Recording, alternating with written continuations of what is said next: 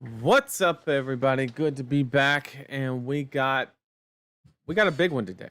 We have the big one today. So excited to be doing an actual tier list, not just one on the fly like the last one that we did, but an actual structured. Like this is what we're doing. Um, I'm really excited. There's a lot to digest, and when's the tier list for the core guys? I mean, we're gonna start working on it here in a couple minutes. Um, and the tier list for the card guys tier list. I mean, we can make that happen, right? We could do a tier list of tier list. Because why not? Why not? Will there be a Z tier like we make best? Probably not. Probably not, to be honest. But we just don't know if there's any Z tier heroes, right? Putting Nathan Crawford in the S tier. I appreciate it. I appreciate it. So we have a ton to talk about. We're gonna break down the entire meta. We're gonna approach it with some finesse, and yeah, just try to really dissect it, see what's going on, predict some changes. I have a lot of ideas, especially surrounding the assassins. I think that the assassins are really going to dictate this meta. Not right this instant, but I have a prediction at the very end when we get to like Mario and Slippy, where I think there's going to be a couple shifts, and I'm going to try to give like my beginning, middle, and end prediction, which is pretty difficult, but I'm going to try my best to kind of predict that situation.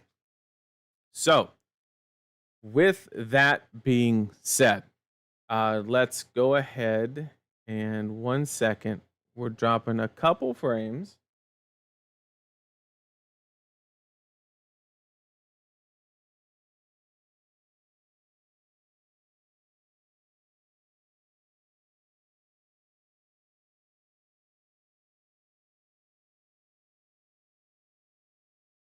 Sorry about that. Okay, so let's go ahead and get started. I'm just trying to eye my frames, make sure nothing crazy's happening. Okay. Good evening, Marcus. Thank you for joining me. I really do appreciate it. Thanks everybody for being here. I'm trying to keep an eye on those frames. Let me know if it gets a little choppy, and we'll investigate for sure. Fun thing about the Hunted is that so many of the strongest heroes are close to LL, so we'll probably have a mid-season shakeup. Exactly. And that's part of what we're going to be kind of getting into with the kind of assassin situation. Sorry, let me look at those frames. Give me 2 seconds, guys. Give me 2 seconds.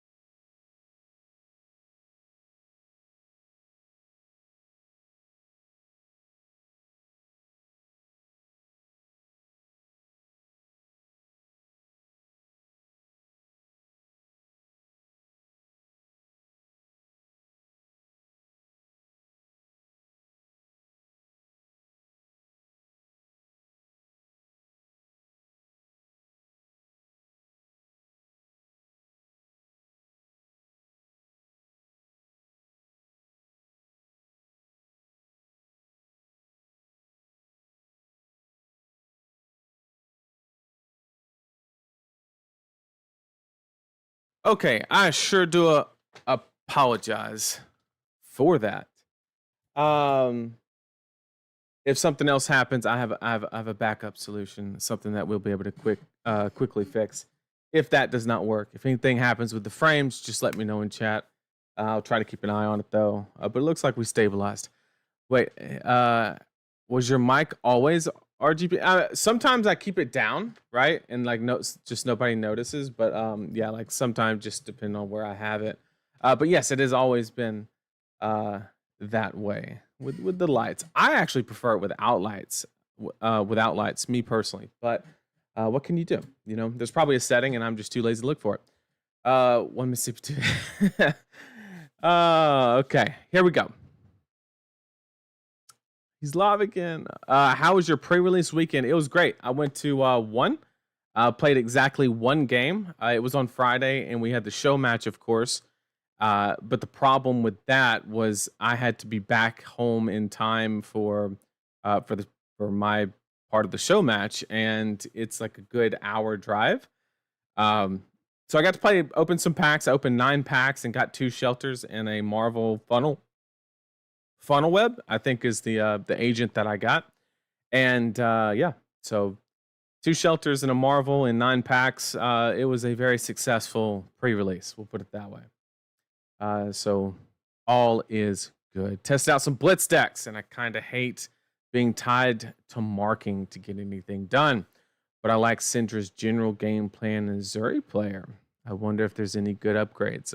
There definitely is. That's for sure. Yeah, 2 shelters and 9 packs. We take it. We take it, right? And yeah.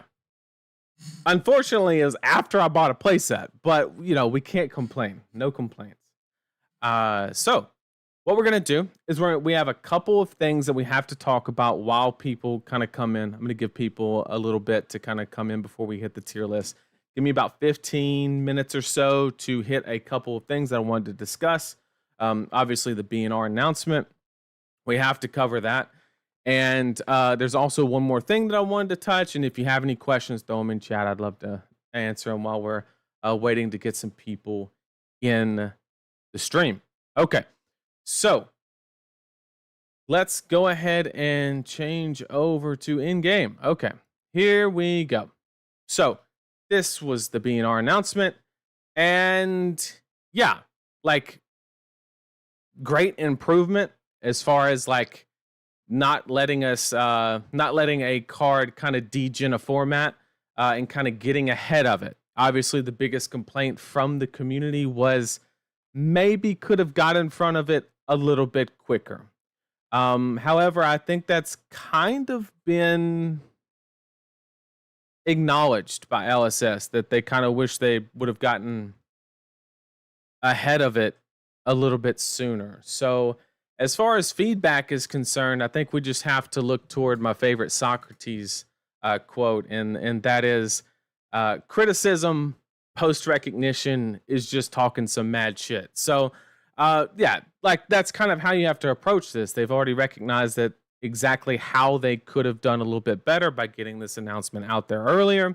And yeah, we would have always, you know, that's like the only complaint. I don't think anybody has complained that Zephyr Needle got banned. I think the only complaint in the world currently is the fact that it was really close to an event, which is unfortunate. But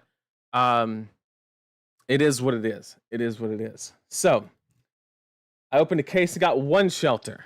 Oof. That's a little Socrates. Oh man, I don't think Socrates worded it exactly like that, but you know, I don't think Socrates would say talking mad shit, but you know, it is what it is. I just didn't like the vibe I got from the article. That kind of implied they were hoping we wouldn't find out. Okay. I mean, let's kind of discuss that, right? Because it's kind of the second time I've heard that criticism where they didn't like the vibe, both the receipts. They thought it was kind of like, I don't know the word to describe it, but like, I don't know. They just didn't like the vibe from it, basically. Both the discovery part and the receipts, like, look what we did, you know, that kind of thing. But you have to look at it from their point of view. After the whole bonds thing, if they did not show receipts, the entire community would have flamed them and their testing team. So this is 110% appropriate because literally, like, they would have just gotten roasted. Now, the whole journey to discovery, I understand the thought process on it. Like, it's exciting for players to discover something that is broken. The one aspect that I disagree with is that if you deem something is not fit balance-wise for your game, I don't think somebody should be able to discover it. Like, either it is fit within the balance parameters of your game or it is not. Therefore, it would be banned, or, so I understand both sides of it, where you kind of, you want to give players the opportunity to have that feeling of like exploration and things like that. But at the same time, the Kraken Aether Vein situation obviously did not do too well. Let me get caught up in chat. I didn't even pull a single shelter from a case. Oof, I got 4 cabbages. Wait, what's a cabbages? Is cabbages the word for something else? Did I miss something? Wish they were shelters. 3 cases, 1 shelter. Holy shit. The worst part about the BNR was that they just let Blitz crash and burn with needles and toxicity. That's a fair criticism that is completely outside my realm of expertise. I have not played a Blitz, if I'm being 100% honest with all of you, I haven't played a Blitz game in, God, I mean, 2 years, maybe even 3. It's been a long time. Oh, the rotten card, the cabbage. That's good. That's good. This card, I bought a playset. I bought a playset. I was thinking about running them in my my ninja deck. The rotten remains. That one. That's the one we're talking about. Cabbage. I like that. I like that. We're gonna have to name it Cabbage. Next BNR. We get a Teams meeting recording instead of a. I mean, I love the little dev update videos. And they're probably gonna do one on this, of course. That's kind of expected at this point. Maybe not, but it seems like they will do one to kind of talk about it, maybe go over some reasonings and stuff like that. It's always great to see where their headspace is in kind of like their development systems. Needle getting banned sooner probably would have tempered Zen down a bit in previous meta, though. I mean, I don't think there's any reason, like, they had no obligation to ban Needle prior to anything involving the hunted. If you involve, like, they obviously should have banned it sooner relative to the hunted release. Zephyr Needles was not broken enough to ban before the cards involving the hunted. They just should have given the players a little bit more notice, is kind of the idea. Okay. Pre-order prices are so high, I don't want to buy, but the risk of not pulling shelter in a case is scary. We're actually about to get into a situation like that right now, as we give people a couple minutes to get in for the tier list. Can't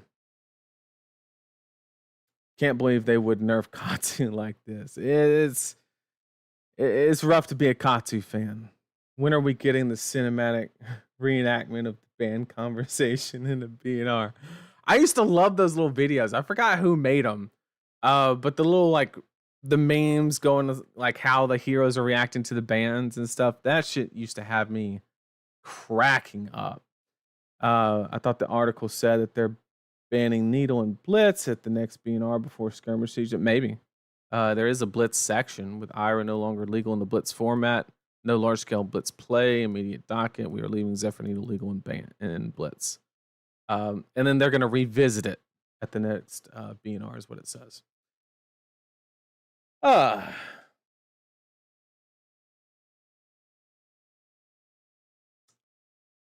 They kind of did the exact same thing with Berserk. They banned it right before Savage, and that was kind of what made that card restricting design space.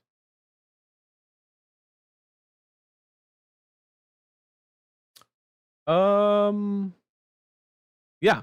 So the situation that I did want to bring up. Now, I want to kind of preface this a little bit. Hang on. Frames are going wild.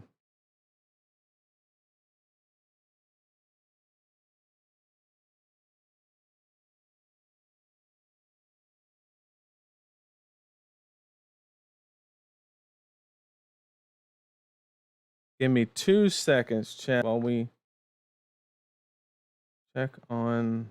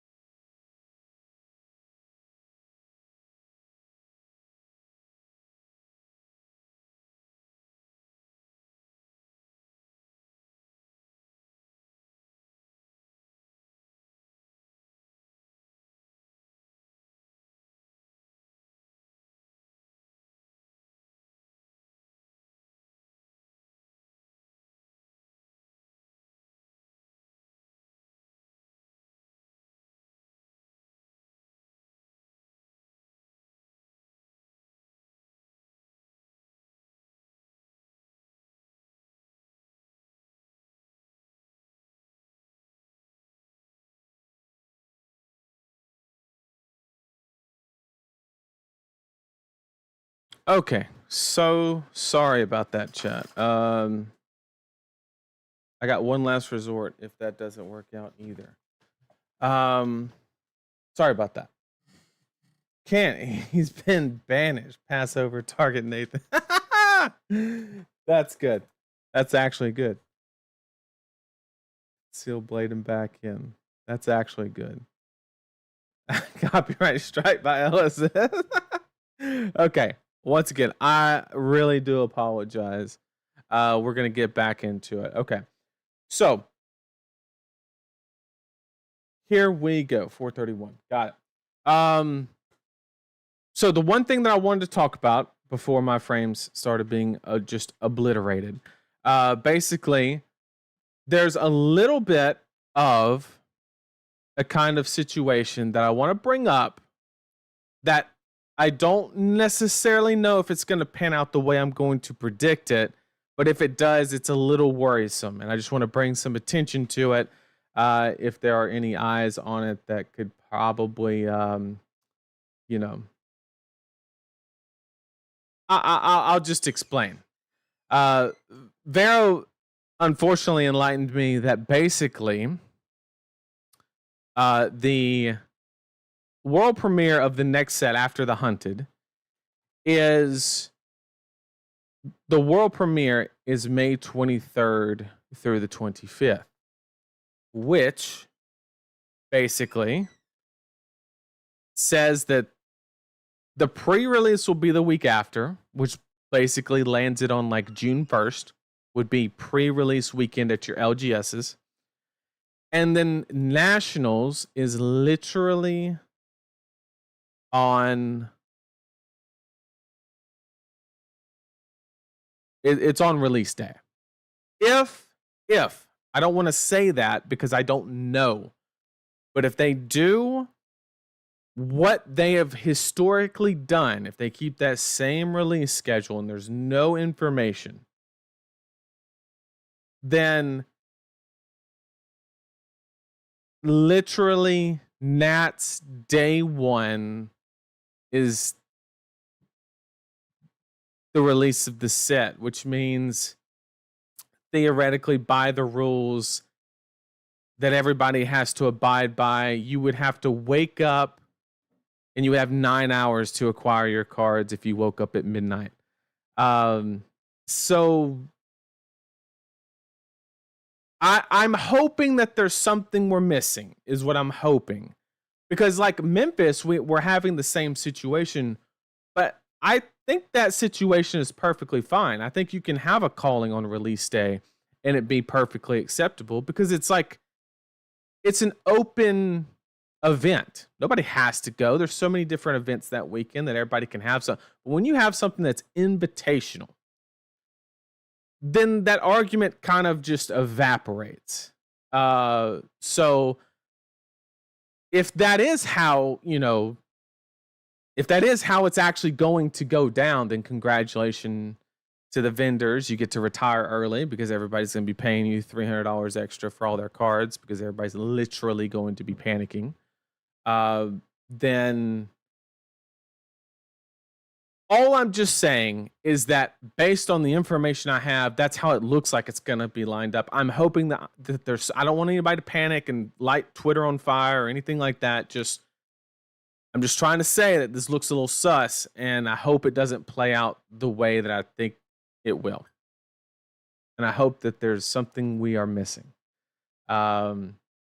Jason said, sound the alarm.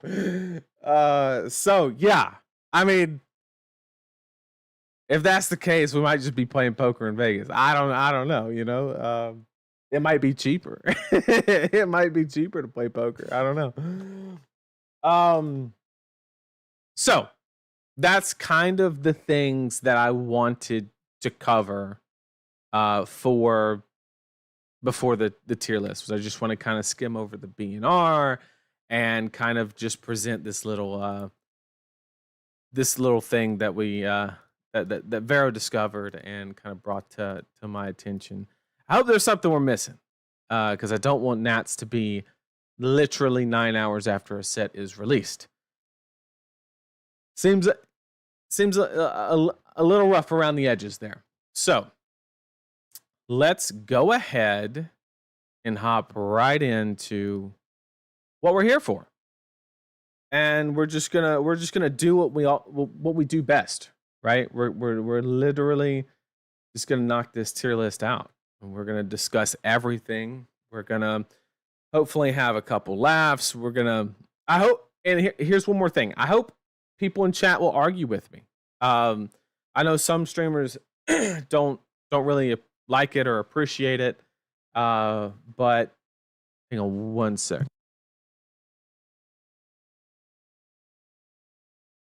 I know some streamers don't like it and stuff, but like I enjoy the pushback because I want to know the stuff enough to where basically I want to know the stuff so well that I can prove valid points against people that disagree, whether I'm right or wrong. Because if I'm wrong, then I get to learn something, right? And then we get to make the tier list even better, right? So if you disagree with something, let me know. If you agree with something, let me know, or anything in between. I am all for it, 110%. So let me get caught up in chat. 03 in blackjack, boys. Did you mean what we make? Where is we make best? They're to blame for the needle, right? Katsu broken tier, new card. Yeah. It's not underwhelming, Guswave, but it's, we'll see. We'll see. We'll get into it. We'll get into it real quick because you know how we always do it. We're going to start WTR and work our way to the new heroes. Once again, I have a deep analysis of the assassin situation that's going to be at the end when we talk about Mario and Slippy, of how I think the assassins are going to kind of... There's going to be two archetypes that kind of compete with each other, and then one's going to win temporarily, but I think one will succeed in the end, and we're going to go over all of that, how the assassins are going to do a little dancing game. I think that's what's going to happen in the meta. It's a deep prediction, but we'll see how it turns out. Riptide new fatigue meta. I don't know about that. I don't know about that. But let's go ahead and get started. I just want to say thanks everybody for joining me, and I'm just excited to do. It's been a while. It has been a while. So let's just jump right in. Okay, let's talk about our boy Bravo. Okay, Bravo is so trash right now that I found a fully foiled Bravo deck on the bottom shelf at a second in Charles. I mean, this deck is bad. Just they printed another generic 0-for-4 react that literally just kind of, and everybody's getting more armor. You have a D react in the boots now. I mean, it just keeps getting worse. It just keeps getting worse. Now, there is the mastery pack right around the corner. And I do think that they are in the process, right, of transitioning Bravo into an aura-based deck, which is really the only way that you can salvage the hero ability. Because currently, putting Dominate on a 10, 11. This is the picture that I want to paint from like not a dev perspective, because I'm not a dev, but what I envision that they're trying to do. You have Crush Effect, which has to deal 4 damage, and you have Dominate. I think what they're trying to do is force you to play auras that pump it up, to which basically shifts that Crush Effect to just on hit. Mathematically, it just moves that number up of which the opponent has to block. And you don't just get this broken side effect from it, but what actually happens is you literally just, it becomes out of reach of just 1D react, a little bit of armor. You actually get some stuff through, but you also introduce a level of inconsistency because you start getting this like Rune Blade vibe where you have to have the aura, you have to have the attack, and so forth. So I'm not completely giving up on Bravo, but right now he is second in Charles level. I mean, do not take your deck to the vendors is all I'm saying. It's a rough spot. It's a rough spot. The armor creep has gotten so bad. Yes, but also the on-hits have gotten really juiced as well. So I can't really envision playing, especially with Assassin right now. Imagine this current meta with less armor. I don't know. So Bravo's just, yeah. He ain't it. Okay. So now we can hop into the good old Dorinthia.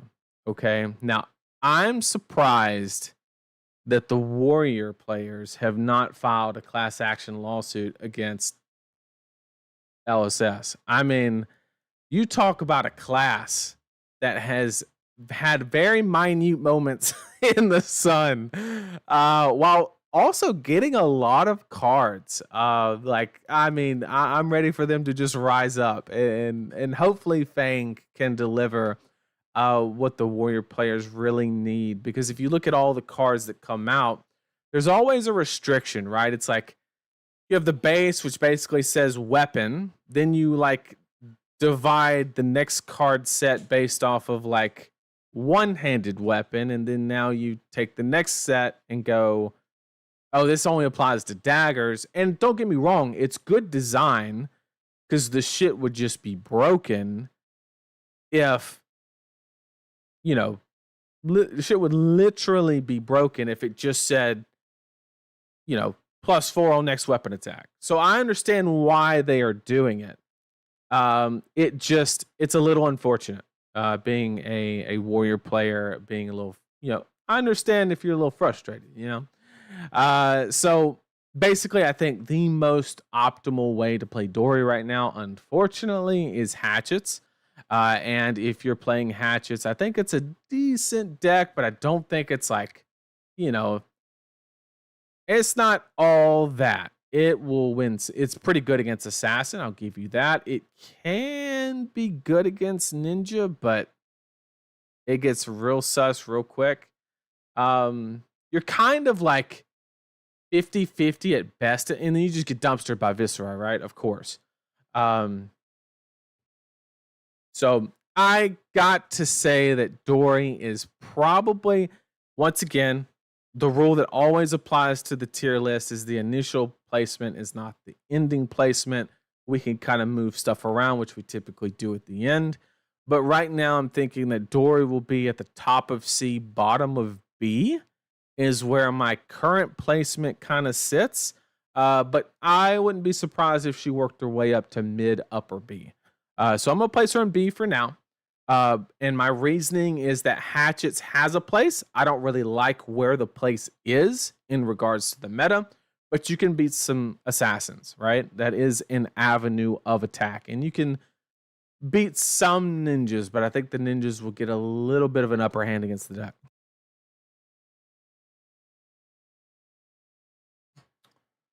Okay. Ella says scared to make Dawnblade oppressive. I mean, and rightfully so. It would be. It kind of has those Teklo-Vossen vibes where if it was the dominant deck, I think it would be a very strange meta. I'm not entirely sure that I would thoroughly enjoy it. Sorry for the question, but kind of new on Fab on the Living Legend page. Bravo is on it. I don't understand why you can play it. So every hero's on the Living Legend page. Basically, heroes accumulate Living Legend points, and then once you hit 1,000, that is when a hero achieves Living Legend, and then you can no longer play it in the classic constructed format. So if I'm not mistaken, Bravo has probably around 600-700, so you can play him. And he was good at a lot of different points in time, but just right now, it's not the deck to be on. Hopefully that clears it up for you. And welcome to the game. I think it's due to flavor. Like different weapons in real life have different disciplines. That's very true. That is very true. I'm still playing a bit of Dory Hatchets. Honestly, you can outgrind Assassin. Yeah, I mean, you have some game into Ninja Assassin. You're in a really rough spot against a lot of the other decks in the field. Dawnblade is an okay spot. It is in an okay spot, but I do think that Hatchet kind of edges out ahead because of the Assassin matchup. Oh yeah, you're probably talking about Starvo, which is Bravo star of the show. This is Bravo Showstopper. Two different heroes, but yes, they have the same first name. So yeah, different heroes. Thank you for bringing that up in chat. You're probably 100% right. Bravo star of the show is currently Living Legend, but Bravo's Showstopper is not. Okay, let's talk about Rhinar. Okay, I don't think Rhinar even banishes cards on Intimidate anymore because there's literally nothing intimidating about this hero. I thought that Rhinar was going to kind of have his moment in the sun as the meta began to progress in a slower manner. But I think MST's dominance just is, you can defend and still have the same output with your blues, which like that's how, anytime Rhinar banishes a blue that you don't need, that's like how you get value from Intimidate. But you almost have no, you really have no hero ability in this meta. Decks can go fast, and the ones that are slower, no matter what you banish, they can probably use it. Decks have, kind of just adapted in that way. I don't think Rhinar is completely awful, especially against the assassins. I think as the assassins get more greedy in their ratios between attacks and attack reactions, I think you can kind of get them in some clunker situations, or at least force equipment in wrong spots there's more ideal spots in the future, and you can actually extract a little bit of value. But currently, I'm going to put Rhinar in C tier, but let's be honest, could end up in D tier. Just not really where we want to be. The fast decks are too fast, and you're not really even bullying the slow decks, unfortunately. Assassins have been given way too much love. It's borderline unhealthy. I mean, they've gotten a lot of love, but at the same time, before New came out, I mean, they were practically non-existent. So I think they've gotten about the same support as a lot of the other classes, maybe even less than a lot of the other classes. It's just been very recent, which is probably why you're kind of feeling that way, is because it's all kind of at one time. But I do agree, a lot of support recently. But overall, if you look at the card pool, it's probably still one of the smallest card pools, if I were to guess.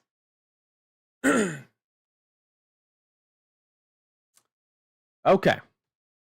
Let's go. Be nice to my boy Katsu. Okay. Katsu.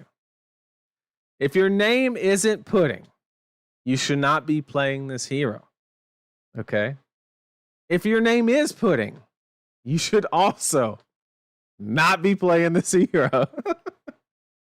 It's that simple. The new card in the expansion slot is way better than underwhelming Gust Wave. However, and it also gives you the access to Dishonor again, right? But it unfortunately just is not enough. It just isn't. A lot of the aggressive decks in the format actually don't even mind being defensive, and it's just too risky to kind of just bet your value on hitting, when a lot of the other ninjas don't have to take that risk. They're just going to get that value no matter what. And so I will put an asterisk, right, on the placement of Katsu. There is a world where, and this is going to involve the assassin situation, which we'll get to later when we talk about Mario and Slippy. But basically, if out of nowhere, approximately around the Pro Tour time frame, the format just speeds up out of nowhere, there's a world that he could fit a niche. I don't think it'll be the best way to attack that angle on the meta, but it would be at least a valid approach. And yeah, so I'll put an asterisk on the placement. I do think that Katsu is just pretty bad, to be honest. And so I'm gonna put him at the top of D. Probably he'll probably land at the top of D if I had to guess. And but I'll put the asterisk that if that occurrence does happen where we really speed up and we're no longer being defensive, there's a window. Not a very good one, not one I would jump out of, but there's a window. Okay, let me get caught up in chat. Katsu, easy D tier. Coming from Kevin, I mean, that, you know, I'm back in the game because I got a new Arachne. That's cool. Welcome back. Welcome back. Assassin still has a small card pool. You are correct. Yep. Relatively, it has to be smaller.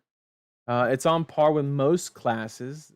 They had as many cards as Warrior previous to HT. I didn't know that. I did not know that. Then it's acceptable, right? They haven't gotten too much love. They just got a lot of recent love. As someone who just built Katsu, I understand, but I'm hurt. Having all the cards be new and pushed is better than most other classes. Yep, absolutely. I think what he needs is another card that combos with Wave card. It could be. Okay. Sorry, I had to massacre him. I apologize, but like, you know, it just ain't it. It ain't it. Okay. So we can kind of talk about the next two at the same time, right? I even got a joke for you. All right. Dash and Kano walked into a side event. All right, that's the joke. We're done. Moving on. No, they're not that bad, okay? They're pretty bad, but they're not like that bad, okay? They're in a rough spot. They're in a rough spot. And the best part about it is they're like exactly each other's worst matchup. That's the funniest part about it. But both these heroes, Dash lost High Octane, literally lost every reason to play her. You could do the turtley thing, but I just think there's better decks to do it.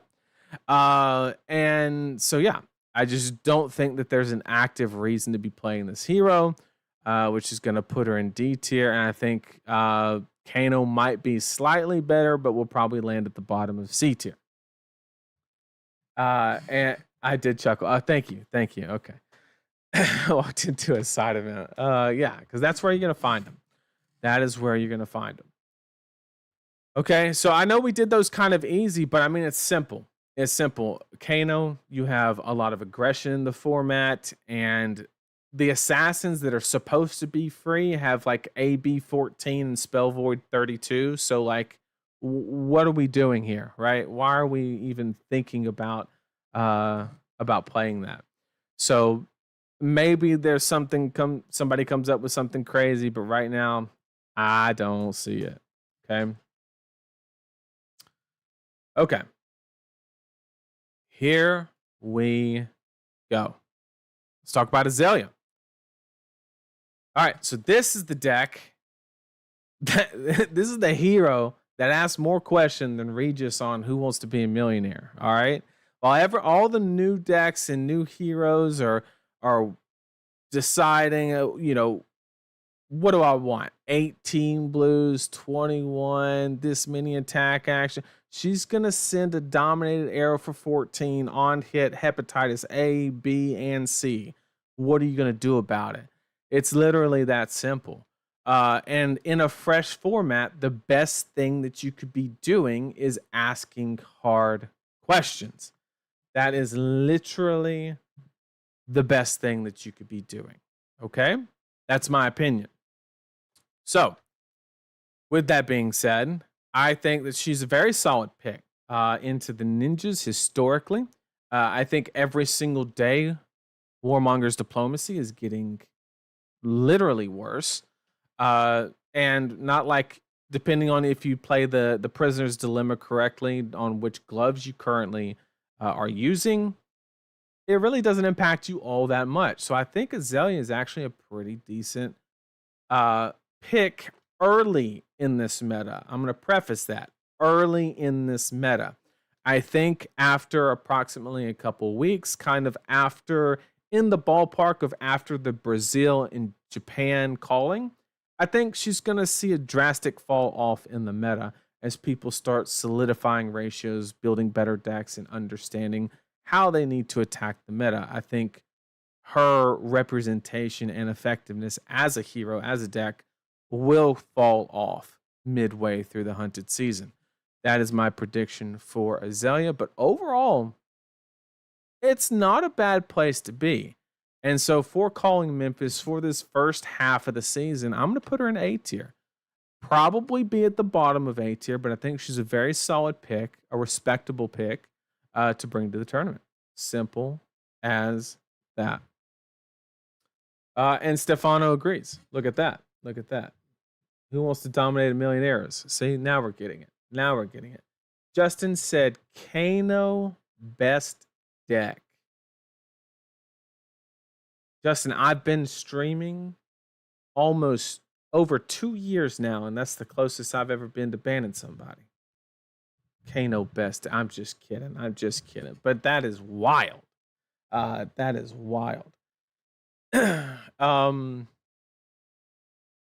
So yeah, I think that Azalea is a really good pick, really solid pick, doing respectable things.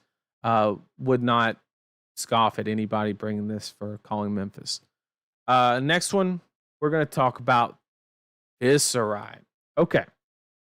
the non-interactive king himself. Okay, Viserai is, of course, good. I mean, we're not even going to kid ourselves. He is one of the top decks currently. He has a very versatile game plan. He can set up chance, or he can be really aggressive. And the best thing about that combination is he can do both of those in the same 60 cards, which is a very unique ability in the game of Flesh and Blood.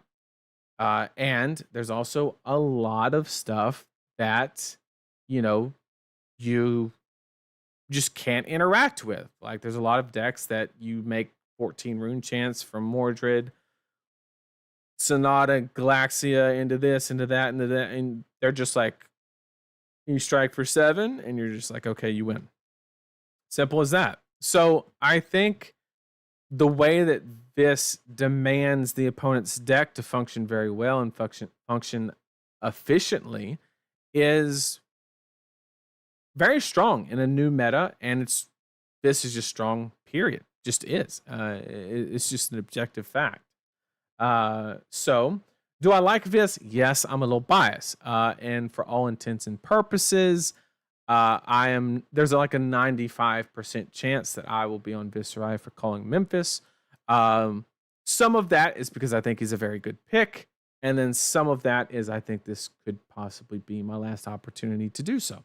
So I'm going to take advantage of that. Being a Runeblade Joyer myself, I will probably be on Viserai for Memphis. And yeah, so I'm going to put Viserai in the obvious S tier. I don't think there's any true conversation there. I don't think there's any debate. Anybody that would disagree with that in chat basically hasn't played the game in the past 4 months. It's that simple. Also, I am a relatively new player of Fab, and no one of my local plays Viserai. Could you explain why he is good and why the warrior matchup against him is so bad? So I think he actually just auto-deletes every warrior if you play it correctly. The reason for that is the damage output for warrior is very limited. And Viserai gets to basically invalidate the fundamental math of Flesh and Blood as far as turn cycles are concerned, because he just stacks rune chance and then kills you, right? Not always in one go, but in like spurts, right? And so having the ability, like if you have a deck built around sending 8, blocking 6 very efficiently, it doesn't matter. He's not attacking you 4 out of the 5 turns. He's only attacking you on the 5th turn.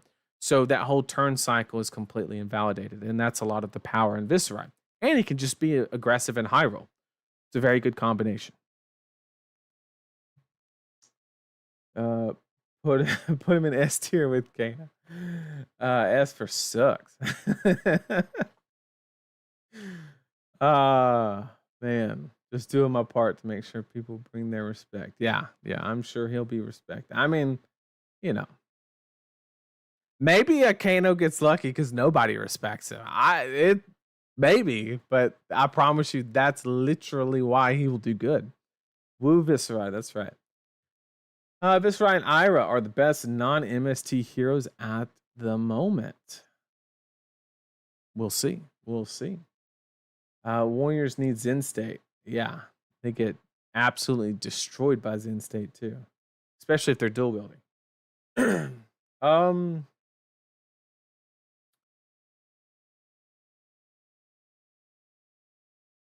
Majin Bay disagrees with the fact that that Kano's S tier. Is that what he's disagreeing with? All right, so we'll move on to Boltyn. Okay, let's go ahead and hop over to Boltyn. I mean, hear me out, chat. Hear me out. If Boltyn could get just one more $10 legendary that only he can use. Hear me out, chat. He could get one more $10 legendary that only he could use. I think he might be armory level appropriate. I can't even keep a straight face. Like, Boltyn is so interesting because they've devoted so many like high rarity level spots. Maybe that's just a light hero thing. Maybe that's just like a light hero theme. Light heroes get all the rare stuff, like Prism. You can fully bling out, stuff like that.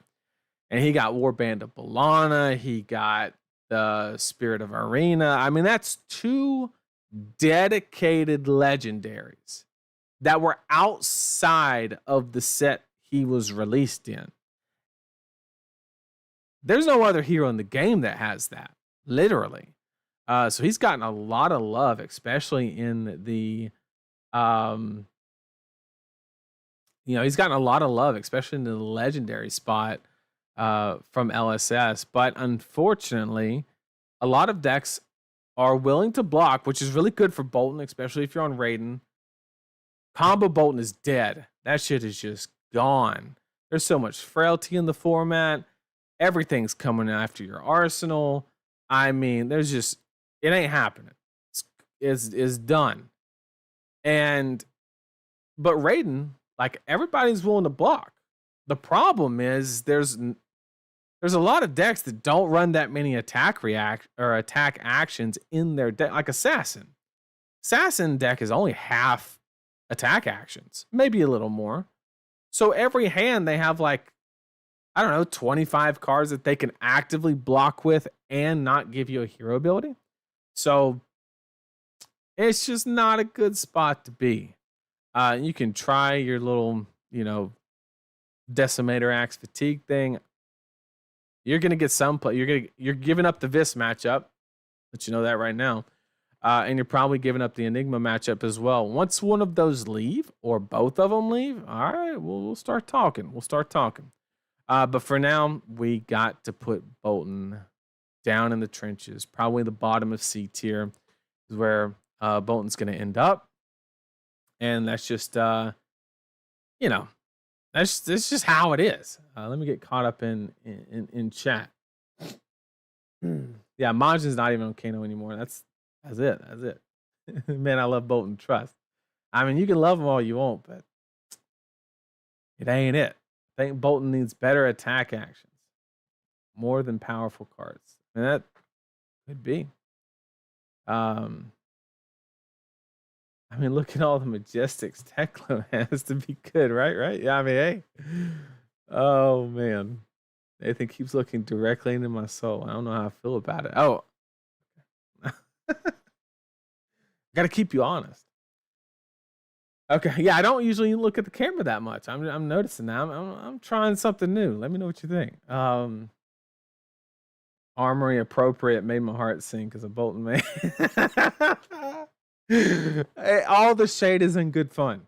And in fact, I think, it's my opinion, that at an armory, a lot of people should be playing those decks, especially because they obliterated the entire reason behind XP. There's no reason to grind that.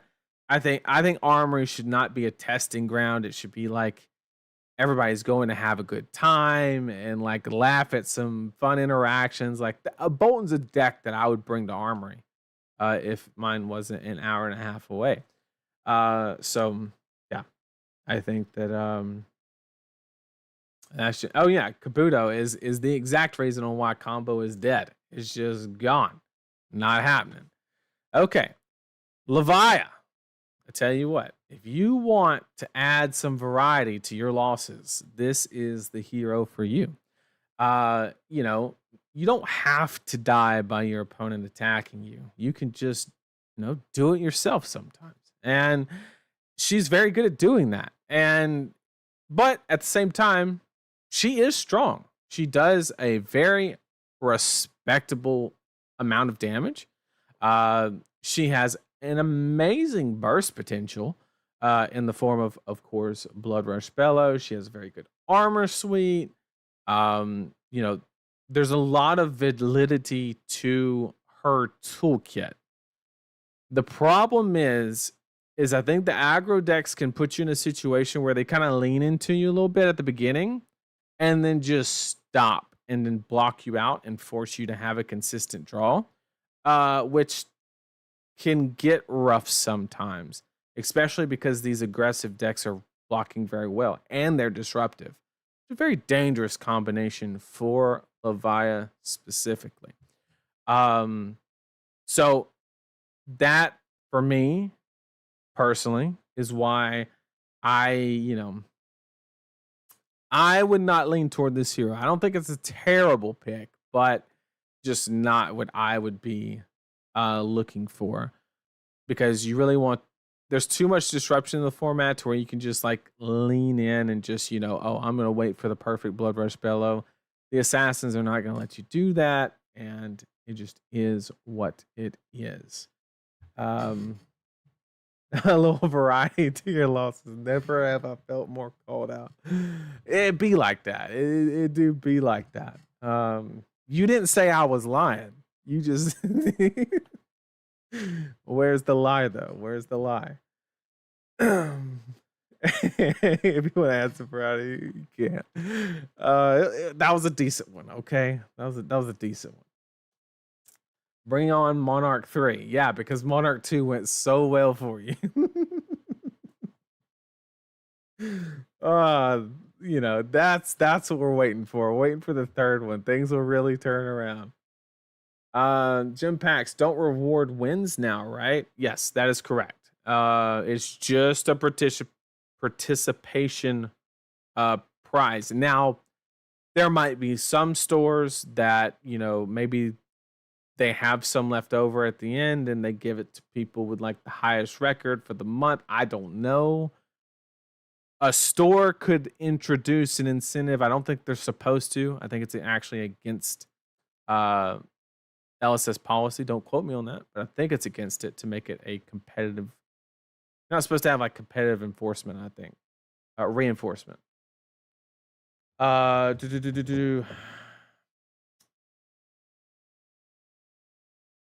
Skinny little Ira got 0 cost Blood Rush Bella. I mean, the game's evolving. The game's evolving.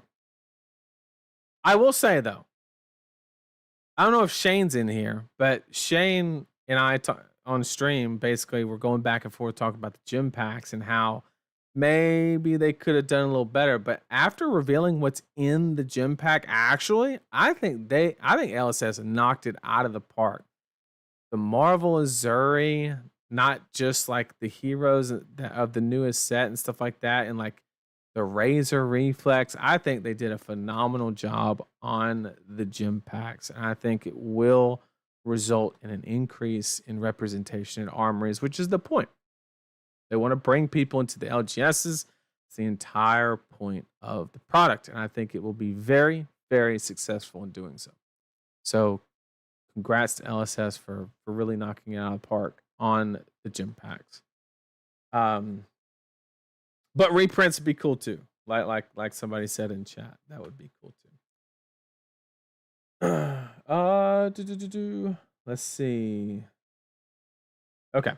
Let's go ahead and play. Oh, we never even placed her. I think she'll probably end up in the middle or bottom of B, is my speculation for Levia. That will be my placement for her. What's up, Hal? Good to see you. Thanks for joining me. Now we're going to hop straight into... Oh, Nico done hopped in. It's tier list time. Uh-oh. All right. The OG Arachne.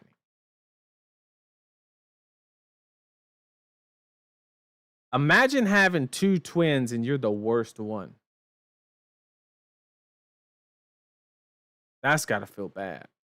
Like I don't know. That you literally got 2 other heroes that have your name and you the worst one. And it ain't by a little bit. It's by a lot of bit. It is.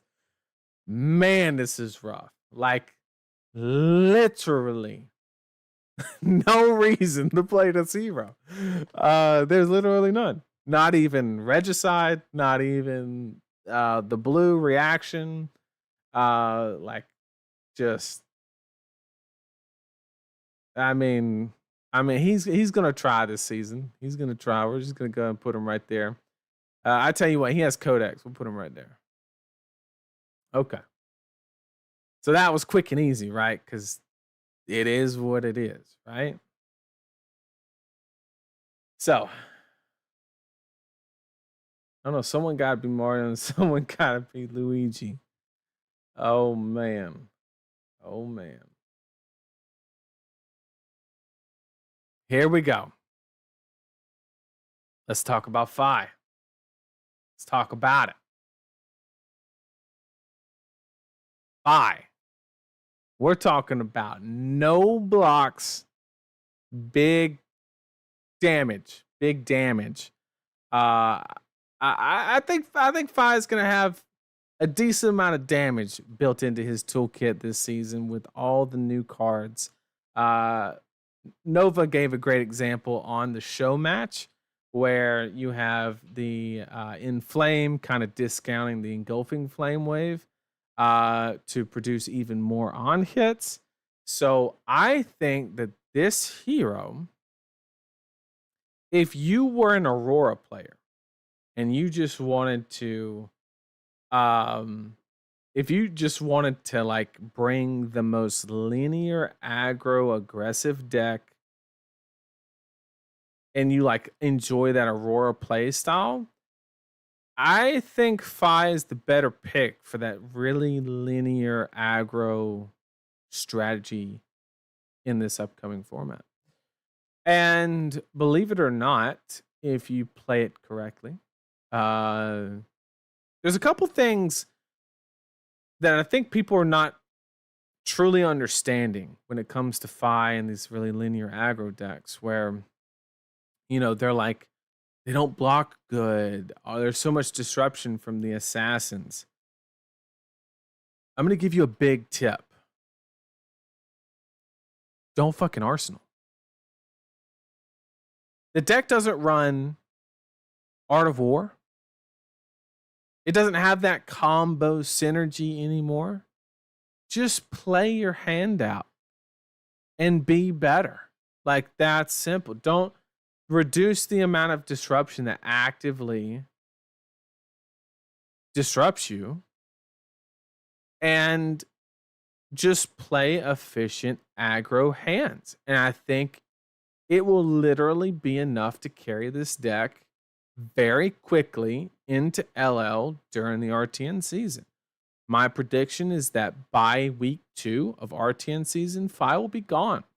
I actually expect out of the, I don't want to say new heroes, but he's like draconic, right? I'm expecting him to kind of be one of the biggest breakouts, if I'm being 100% honest. And I think like you just don't, there's no need to combo. You don't have to set anything up. Just play linear aggro hands, get better value, completely dumpster Enigma. You can actually, Viserai could be a little rough, but Zen, you have to do that. You have to play the cat and mouse game with the Zen State token. Don't get me wrong. Zen State gonna fuck you up. But if you kind of do a couple baits or something like that, or you find a strategy that allows you to kind of go around that, then there you go. That's the Nathan really said skill issue. I mean, I'm just saying, if you tired of people blowing up your arsenal, don't fucking Arsenal. I'm just saying. Now, obviously, Codex and stuff like that is going to force you, but I basically expect him. I think there'll be one breakout Fi deck during Memphis. Everybody copies that list for the first 2 weeks of RTN season, and he's gone. That is my prediction on Fi. I think he'll be a very, very strong pick for the next month that we have him. Is kind of where probably even a little bit better than Azalea, if we're being 100% honest. Just the toolkit's there. You got good armor. You have a good headpiece. I mean, there's a lot of stuff that, you know, a lot of stuff going for him. And he can block fairly well now, just like chat mentioned. Packs can be used as, yep, I have bad feeling LSS will continue the trend of just abandoning heroes in the name of design space. I mean, that's tough. That is tough. It's a fair criticism, but it's also tough because they have to progress the game, right? They can't. You don't want to use an entire set to like rehabilitate old heroes. You do want to keep something going. Although I do understand your point. Like heavy hitters could have done a little bit more for Reinhardt to kind of like really get him on his feet. But I understand what you're saying. Yeah, Fi's not a sleeper. This is not a secret. I'm not spilling beans here. I think a lot of people know that Fi's a really good pick in the meta right now. It's just a great way to linearly attack the meta right now. I think it's as simple as that. No other way to put it. Let me get caught up in chat. Could see low rep because I don't know. I don't know. If anybody's interested in playing Sindra, a lot of it carries over. Not all of it, but a lot of it.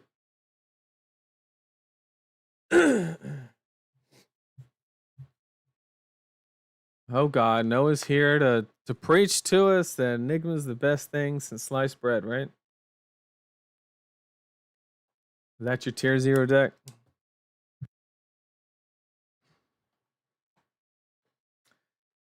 They did that for Katsu and Outsiders and brought him back down when Viserai. I mean, all right, you got me there, and that's fair. I got nothing. I got nothing. So I think Fi's really a really strong pick. Definitely going to be kind of mid toward top of A. And I don't think that's a secret. I really don't think that's a secret. Let's talk about Uzuri. All right. Now, in the realm of assassin, I think there are better options. But, you know, someone might show me how to do it. You know what I'm saying? So, like, we might have somebody that kind of shows up and, you know, just does it. I don't. You have to look at, like, Uzuri's hero ability.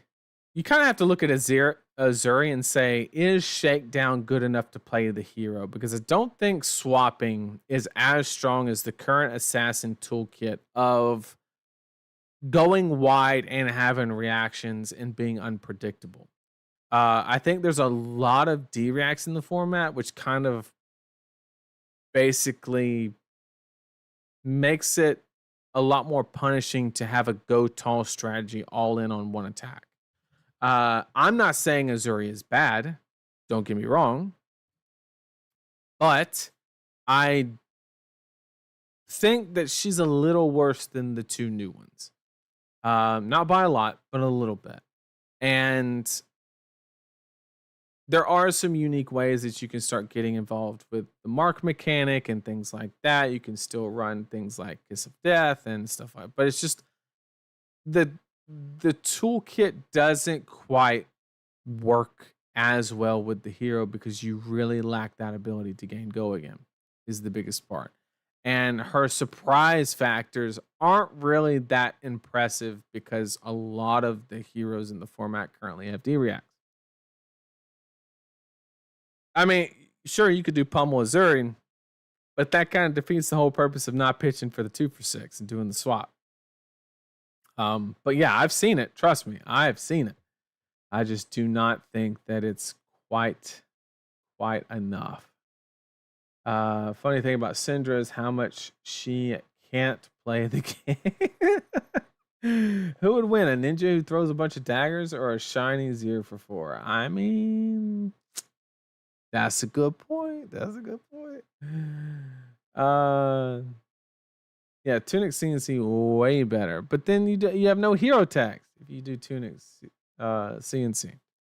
So I think she'll probably end up in B tier. I think she's a very solid pick, but just not on par with the other options in the realm of assassin. Solid pick though. And she does also have a lot of unique ways to kind of gain a lot of leverage into other assassins, which could be her. I just realized we have 5 fucking assassins. Holy shit. We have 3 Arachnes, a Zuri, and Nu. That is wild. That just clicked. That's a lot. That is a lot. Graphene swap into CNC. I mean, that's true. Yep.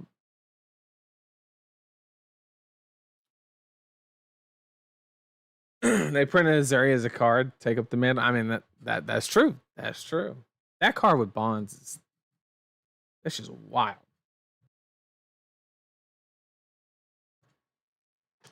All right. Josh, open a Marvel Zuri, put an A tier swing set for more. I tell you what, that we might we can't do that. We can't do that. All right, let's go ahead and talk about Riptide. Okay.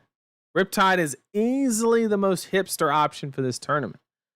I think it's a very respectable option for this tournament. Believe it or not, might be a little bit of a hot take, might be a little bit of a surprise, but I think Riptide is actually very well positioned for this meta. Am I like, so to be completely honest, it did cross my mind. That was kind of like the first deck that I thought about truly playing for Memphis. But I just didn't think enough of it was there. Mainly revolving around the Viserai matchup was really was really rough, to say the least.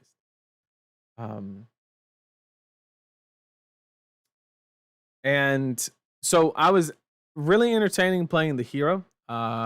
Even did a little bit of testing, but I ended up switching to what will most likely be Viserai because of the Viserai matchup. The Viserai matchup is not a good place, and I was a little too worried about it. But if you really break it down, you're really good into Ninja because they turn on every single trap in your deck, and you're really good into Assassin, especially the newer Assassins, for a lot of the same reasons. I will say, though, that you're going to have to work for every single win. So, and then also Riptide gains a lot of percentage points against those who don't know how to play into the hero. It's probably one of the heroes that actually gains the most percentage points from that. And it's not like it's really worth grinding and testing for Riptide because no matter how good he's going to be, there's still only going to be like 10 of them there, if that. So I think that Riptide is a very, very respectable pick for the Memphis tournament. I will say that I think, depending on that in the season, how quickly Viserai goes, which he should go pretty quick, he could get even better. The problem is we don't want, if there's any situation where Viserai goes but the ninjas stay, like all the ninjas, Viserai gets really good for that little period of time. But what the more realistic situation is like Phi/Zen, kind of like go with Viserai relatively at the same time. But if there's any gaps there where Viserai leaves first, then like Riptide is juice. It is juice. Riptide, no joke, A tier. I agree. I agree with Riptide being A tier. I do agree. It'll be the bottom of A tier, but I think the Green Man's got it. But also could be at the top of B, like also mentioned in chat. Can Boltyn be in B because of his name starts with B? No, Metal, he cannot. He could dream about it. That's about all I could do for you. It's just not a good spot for him. Just really isn't. Assassin is done for the year. And Rangers, the next set for sure. Rangers, technically, the class that's gone the longest without a set involving them. Not counting, obviously, expansion slot. So Riptide is bad until Zen goes. And then he actually gets...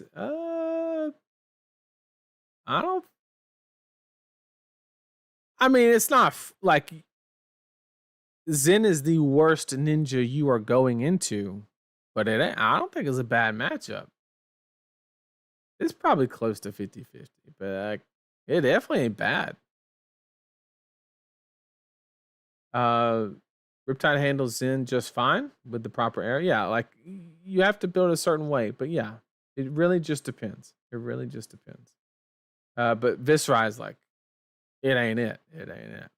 Maybe the new quiver needed for Vis. Okay, so what the quiver is going to do for you is instead of getting to the restroom when the clock is at 15 minutes left in the round, you'll get there when it's 14 minutes left in the round. Is all the quiver is going to do for you. You'll just lose slower is what's going to happen. The matchup is just that bad. Because they're just going to stack rune chance. And then you're going to brick, and they're going to stack more rune chance. It's just what's going to happen.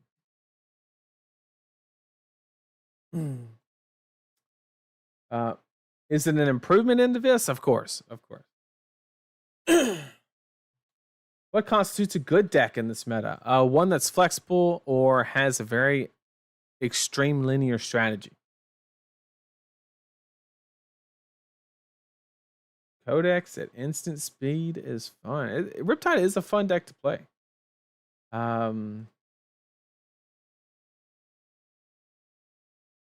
Everyone says Riptide is good into Zen until they have to deal with triple chase the tail, triple cosmic. I mean, it depends on if the Riptide is trying to fatigue you, right? It really just depends. So, greater than 0 power tiger. Yep. Riptide struggles in new Ira. I don't know. Can we go ahead and put Vincet in low A, high B? Yeah, we'll see when we get there. We'll see. We're 2 away. We're 2 away. Just getting caught up in chat. Sorry. The quiver metaphor is funny but true. like literally. Oh God, what did Dark Odious say? Except for Katsu. I mean, Zen is just kind of the worst ninja, period. Except for Katsu.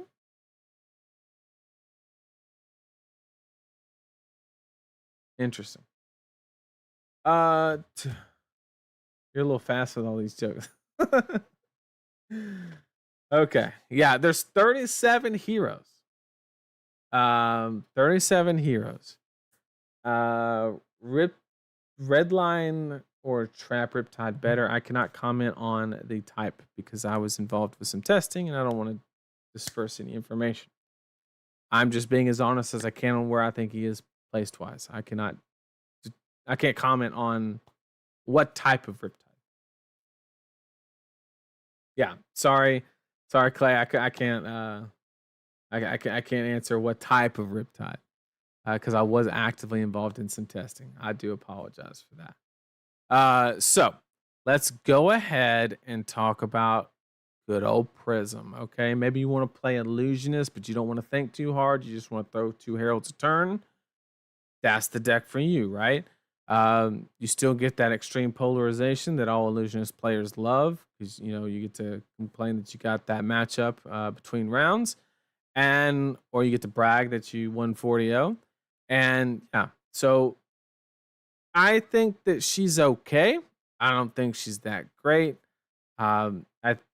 You do dumpster Zen 100%. Zen is such a bad matchup. Holy shit. Or Zen has a very bad matchup into Prism, in my opinion.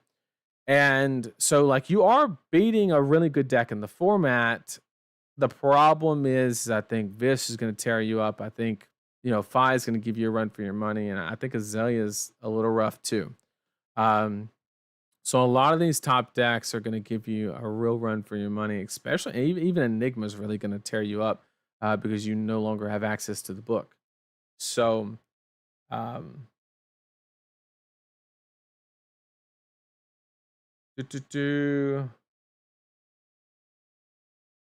yeah, I guess you can't 40-0 when you start at 32 life, or can you?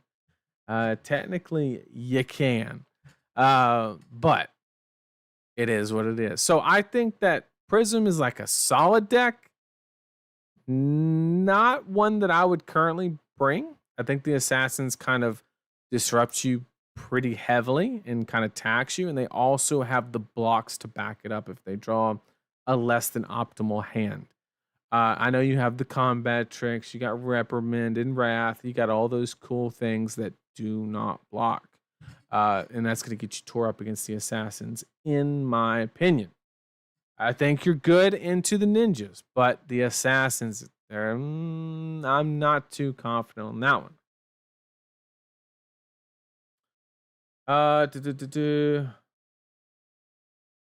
Yeah, Prism is 100% going to beat up on the ninjas, but you're going to get decimated by Viserai, and I don't think you're particularly favored into Azalea. Fi, you could be for the same reason you're favored into Zen. I could see that. LOL, who's on Enigma this season? Well, we're gonna talk about that. Give us a second. We're gonna talk about that one. CYP Prism coming in hot. No, please don't. Please don't. That is not good. So I'm probably gonna put her top of B tier. Mid to top, probably a little bit better than Azuri. Not how would you rank that? Like, you just have so much better options in that class, like multiple options. Yeah, we'll just put it like that. We'll call it a day and put it like that. I think she's a respectable deck, but not one that I would advocate to bring. If you're a specialist and you have a ton of reps on her, sure, go for it. Pick an angle whether you want to be super, super aggressive, which is kind of the only way you can really build her now.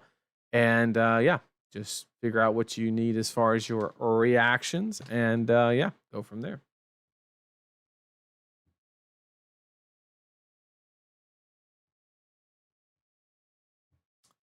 Let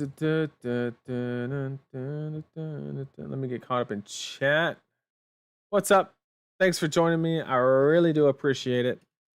Prism is probably top of B tier. That's exactly where I put her. Well, almost the top. So good thinking, Stefano. 5 favorite for Prism. Yep. If Prism is going high B, you better slam Vincet in low A. We'll see. In fact, we're there.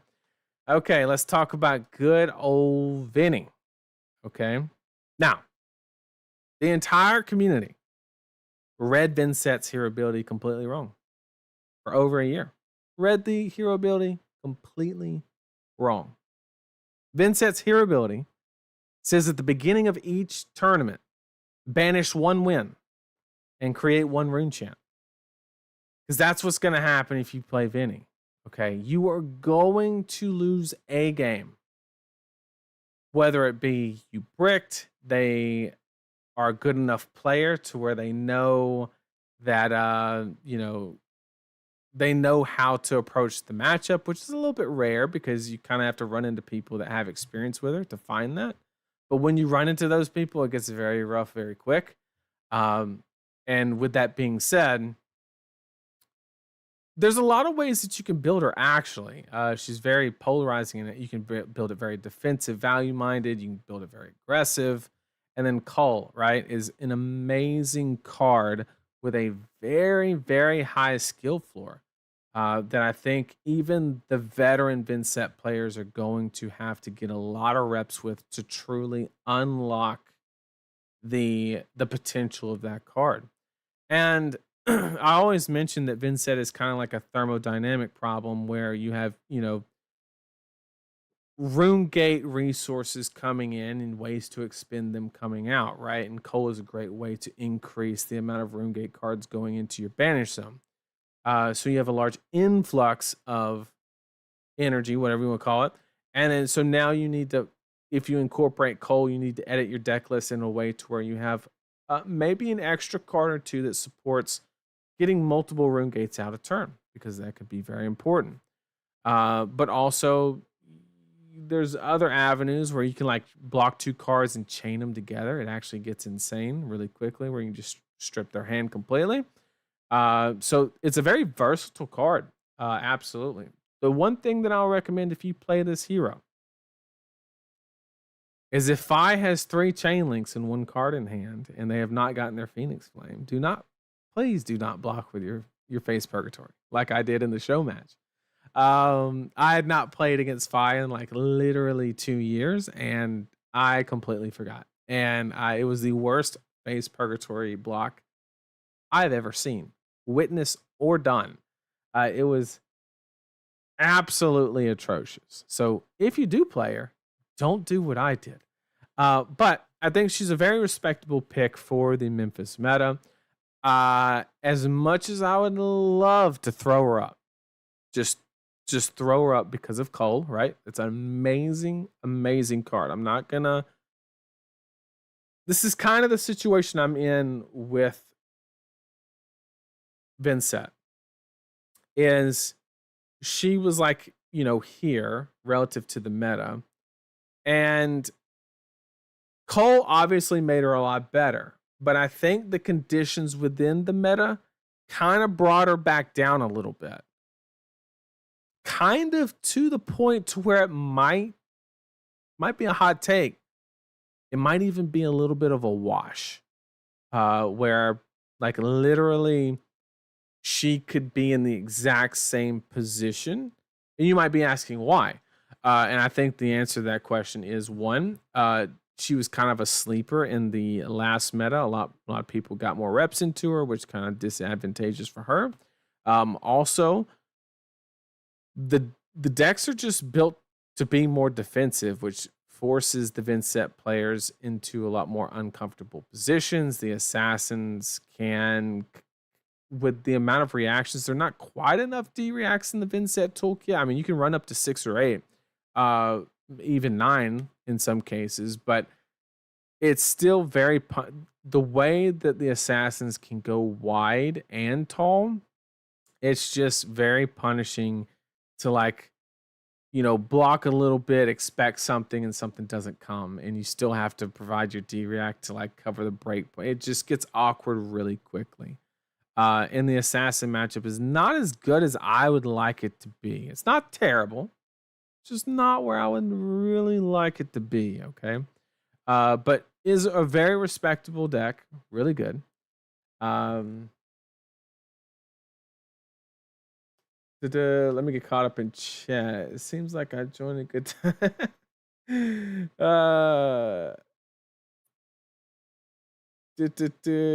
Mid B tier for Vinny. No, I gotta give her some respect. Okay, I'm gonna put her at the top of B. However, she could squeak her way into A.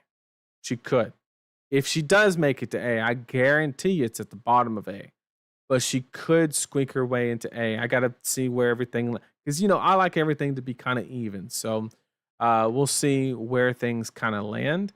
But currently, she's going to be postured very well at the top of B. So close breaking to A, might even break into A, is currently what I'm thinking. When I saw him do that trick, I was like, hey, someone else did it too. You can also call your opponent's turn if you've been damaged. Yeah, it's literally a flashback. 100%. 110%. What do you think about Dousing Runeblood? It cost 1, which means it ain't going in my Vinny deck. I tell you that much. But it's not. It's a cool card. The art is amazing. But as far as the card, I don't think it's what you really need in Vinny. If you're on a Nebula Blade list, I think it's an okay inclusion because it kind of fits the cost curve of. But usually your non-attacks are the 1 cost, right? So maybe the 1 cost is a hindrance. It really just depends on how much opportunity cost you're paying for that 1 cost. Because some decks do it better than others.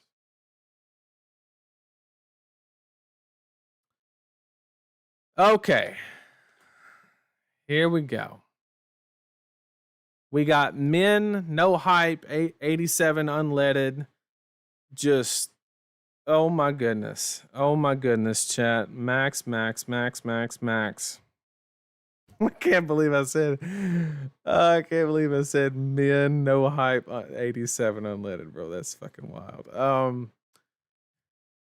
So Max is like just dead. Like actually just dead. I mean, there's no other way to put it. Like they literally just annihilated every reason to play this hero. Like plain and simple. Bro's going 0 to 40. I mean, maybe 0 to 20. I mean, it's rough. It is rough. There's just no like.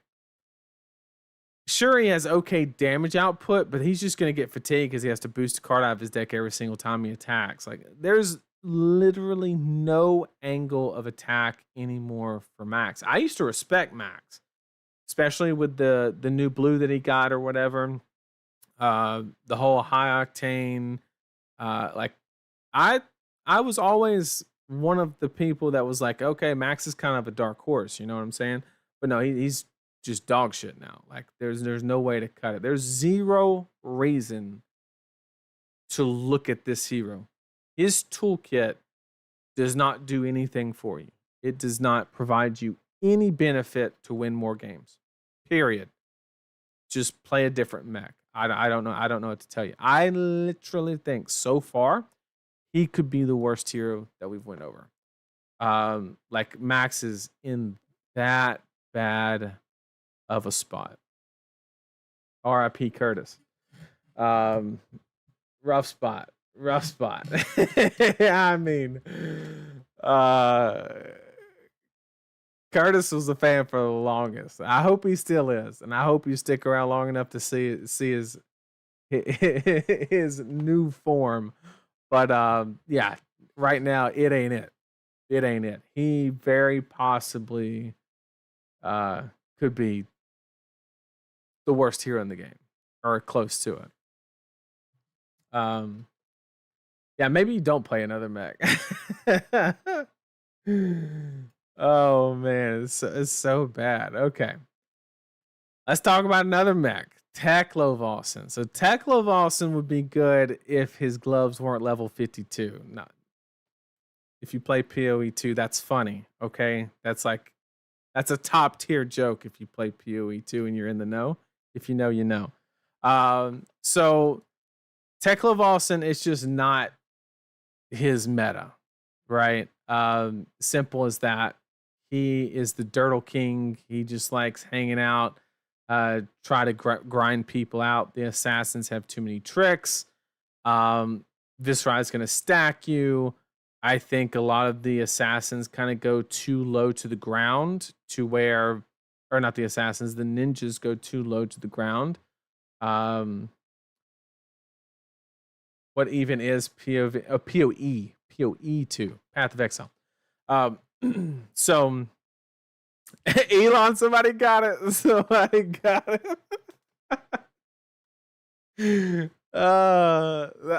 that was a good one. It could be better, but level 52 gloves. Okay. Techline. Oh my goodness. Here we go. He's gonna buy Blue Sky. Okay. So we got. There's just no real angle of attack. Like I said, Viserai's going to set up on you.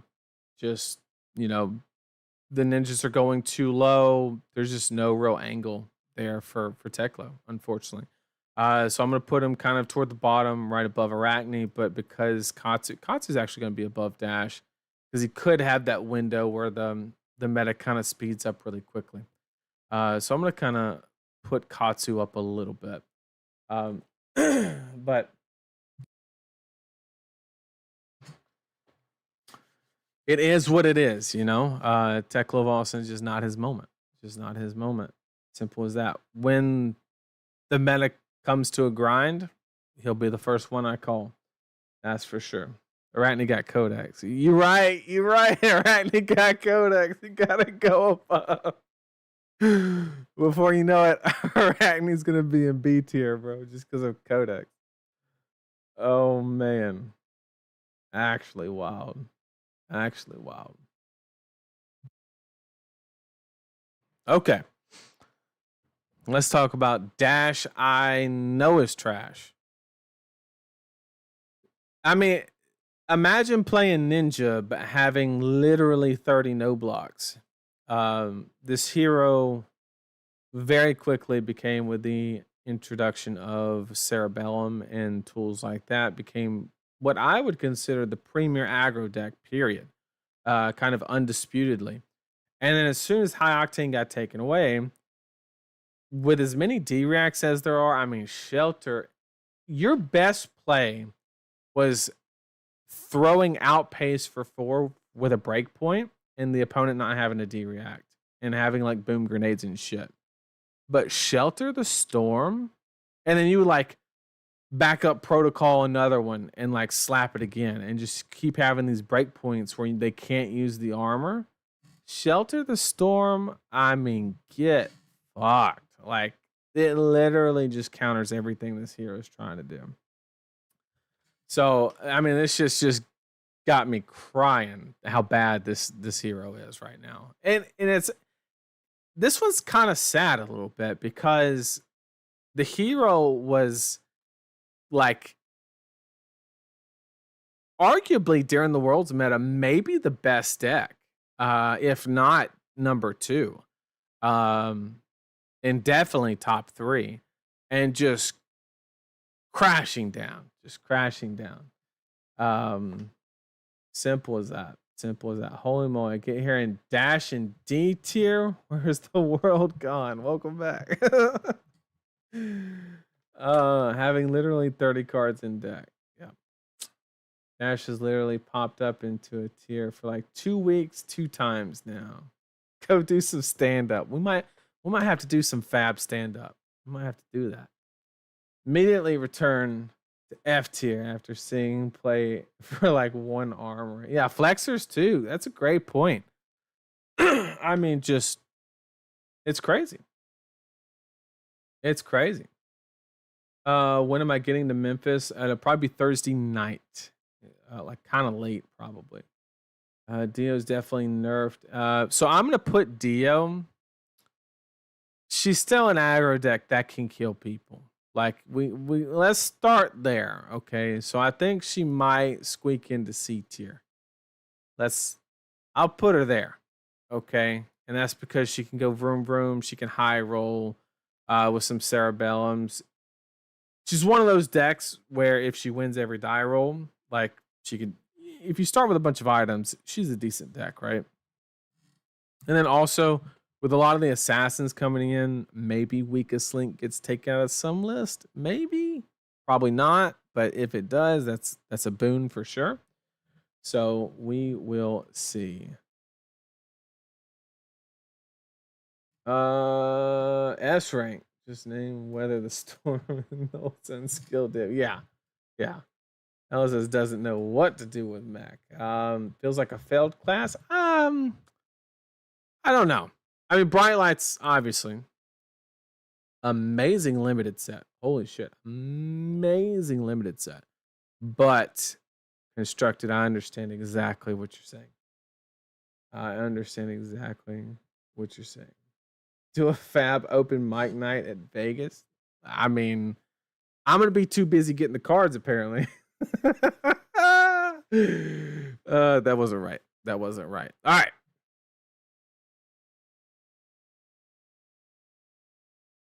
Yeah, Weakest Link could get replaced by Erase Face. It's entirely possible. But guess what? She don't like that either. So let's go ahead and talk about the next 2 kind of together. So for Betsy and Olympia, you crack, shuffle, and play something else because that just isn't it. These are like limited heroes, and they should stay in that format. I mean, Olympia has the benefit of being a warrior, so like the floor is only so low. Um, but it's bad enough to where like Josh's cat picks the hero and he can't he just can't do it. He just can't do it. So yeah, just crack shuffle and play something else. I don't know what to tell you. So these two heroes are just not it. I'm gonna give Olympia a little bit more credit because he is a warrior, has a little bit better toolkit built in. Olympia can buy flexors back. That is true, but he has to be alive to do so, is the main problem. That is the biggest problem that he has. Because if you're accumulating gold, you are taking damage because you have to wager. Therefore, the whole how much runway do you actually have to where you can buy those boots back once or twice? And also, who wants to buy 3 copies of those boots? That's something else that I would. We really think Olympia is better than Codex? Oh God, we can't. Chat. Wait, why is Betsy up here? Get your ass down there. Holy shit! I'm at overpower when half their deck is attack reactions. What are we doing? Olympia alive to do so. Absolutely savage, but true. Savage, but true. I'm. Where's the lies though? Where's the lies? Okay. So if you're interested in getting disability checks instead of wins, Kayo is the deck for you. I mean, he's got one arm, and that's why all his wins are out of reach. But like, this is kind of like that Dash.io situation where it's truly astonishing that the hero just absolutely went from a just absolutely went from a completely dominant position in the meta. And the most interesting part about Kayo is he didn't drop like a sack of potatoes, right? These comments are bangers. But like, so it's not like he dropped like a sack of potatoes like Dash.io did because of the ban. But it's actually been like, I think, to be honest, if you looked at like my past like 4 tier list, right? And you could like literally watch Kayo just drop every tier list, just go down one tier. I think the last tier list he ended at C. Maybe he was like the bottom of B. Don't get me wrong. And you know, disability checks. Can we cancel Nathan? You can try. Berserk Kayo still wouldn't be good enough for this meta. Yeah, he wouldn't get the hand to do it, is the problem. That is the problem. Clip out of context. It's one-liners in the stream. Oh man, that would be a good clip to get out of context. That's for sure. That's for sure.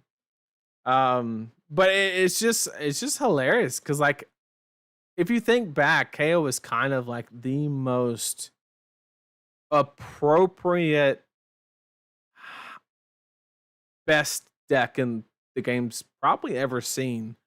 If we're being completely honest, and he's just taking a hit after hit after hit.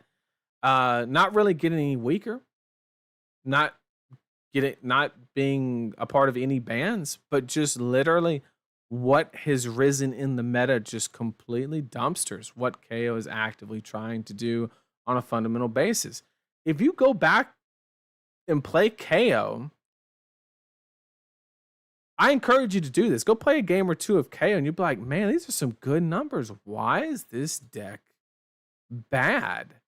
And then you're going to check your Tower Shard win rate and it's going to be 30%. Okay, so he's going in C. Done. All right, let me get caught up in chat real quick.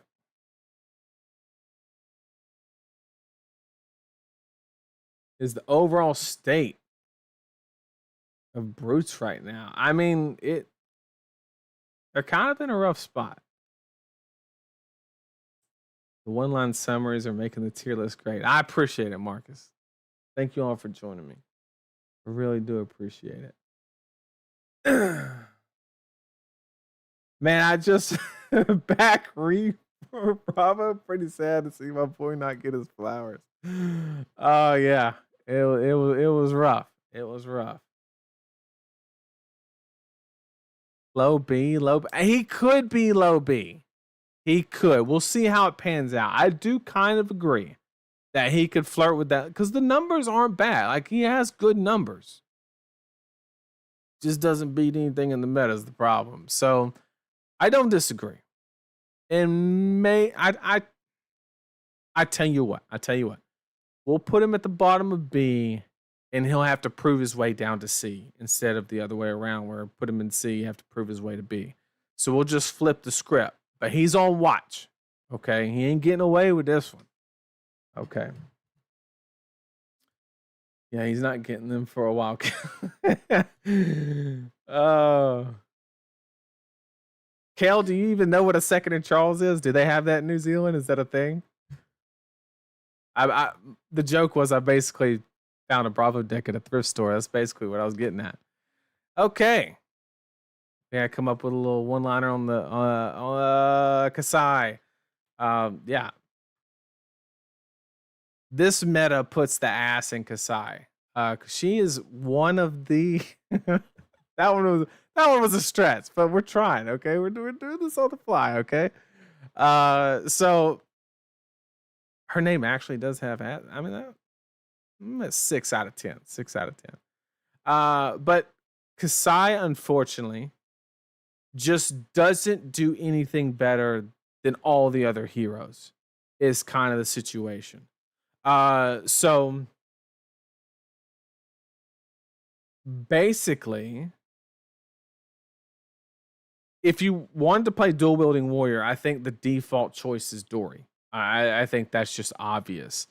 And if you wanted to play a grindy fatigue, you don't pick her. I think her toolkit, just those positions that she kind of had the ability to kind of,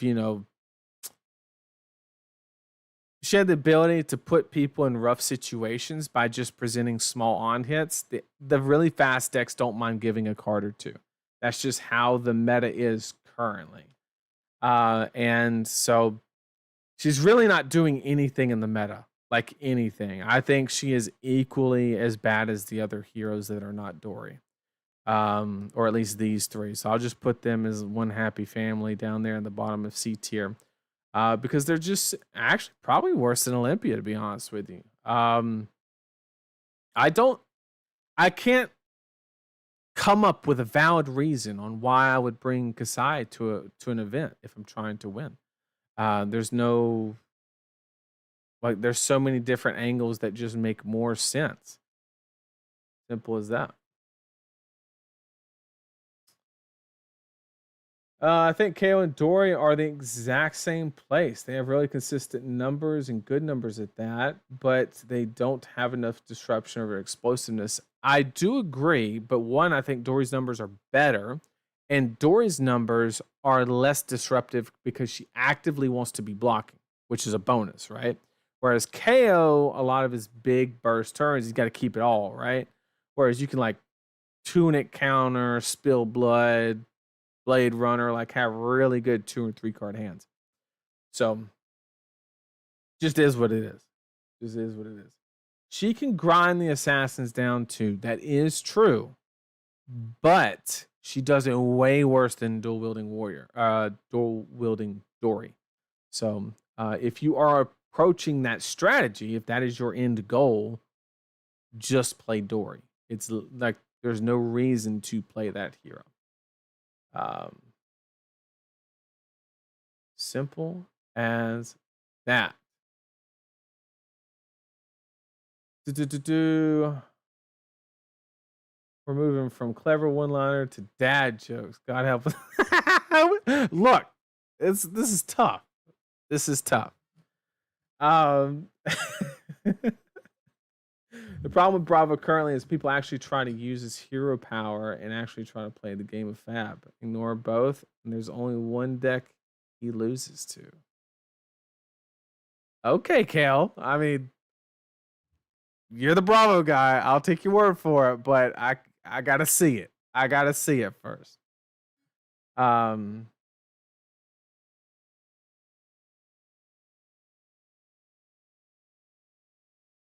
Is Kassai just like Hatchet Dory, but worse?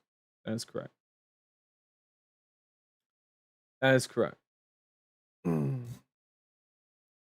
Okay, let's go to Victor. So for Victor, if you want to ruin the day for a ninja player and yourself, you should bring this to the tournament.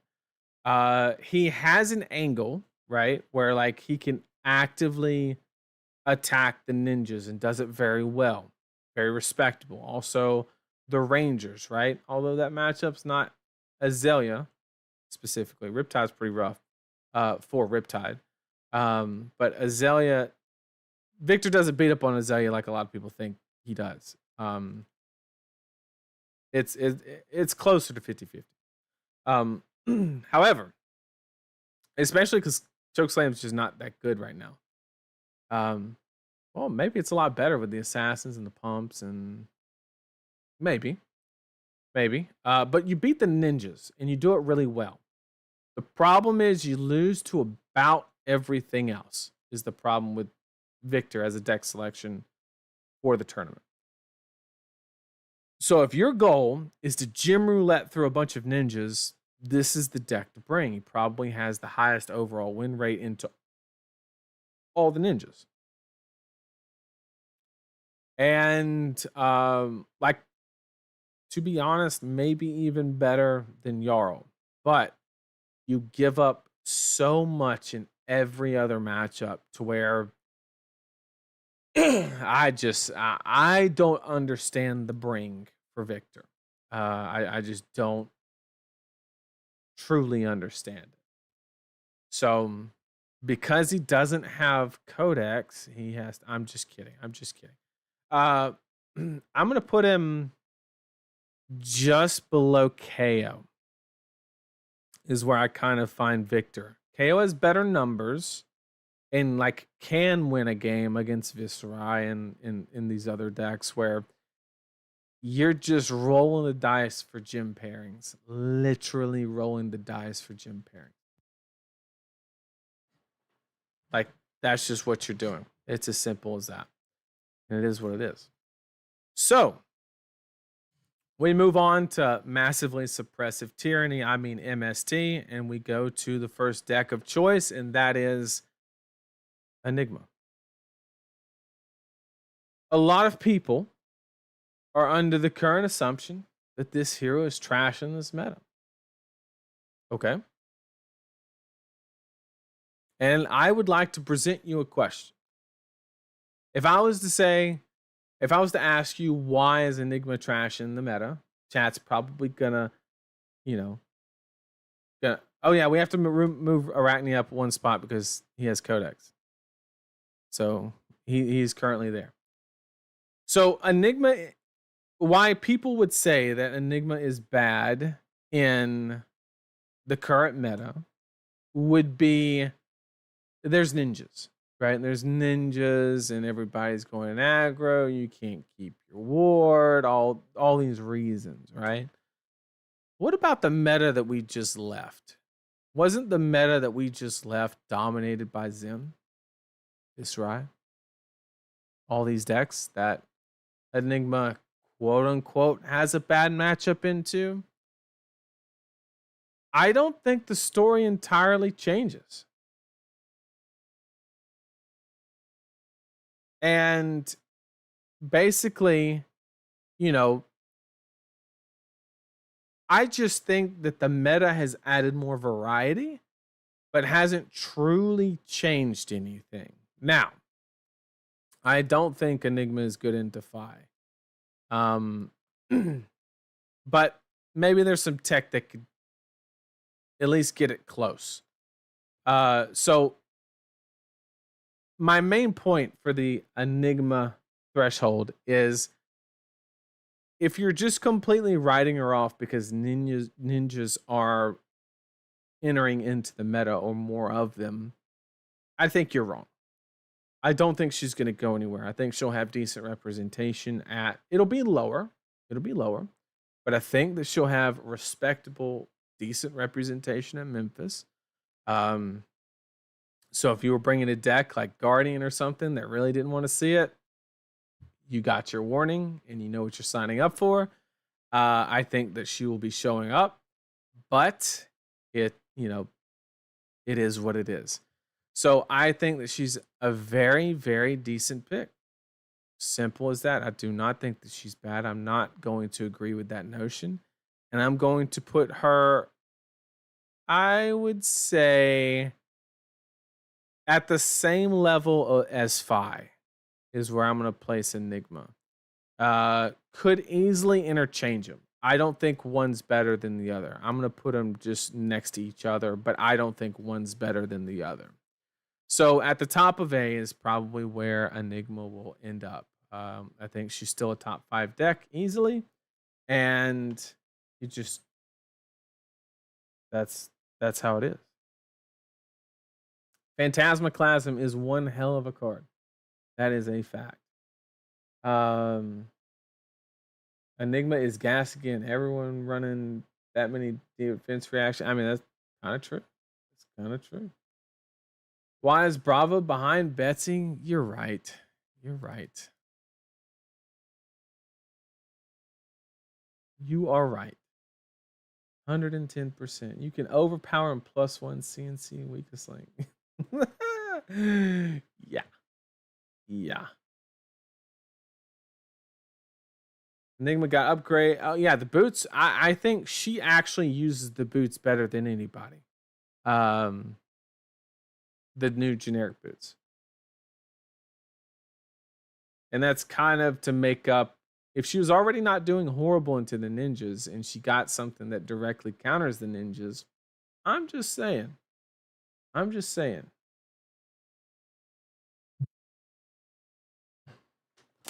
Let me get a drink of water.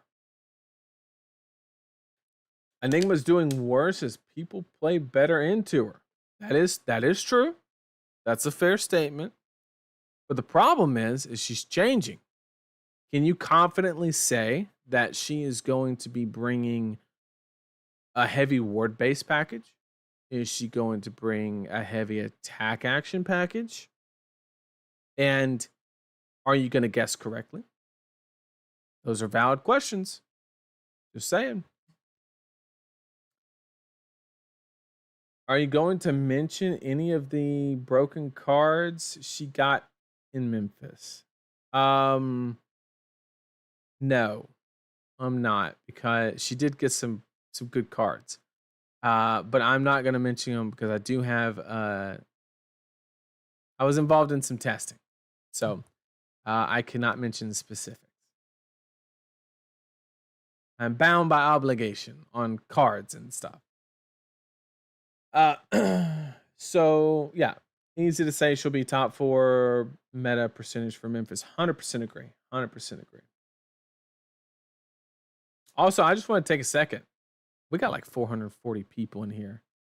I just want to say thank you all for being here and putting up with my impressive one-liners and occasional dad joke.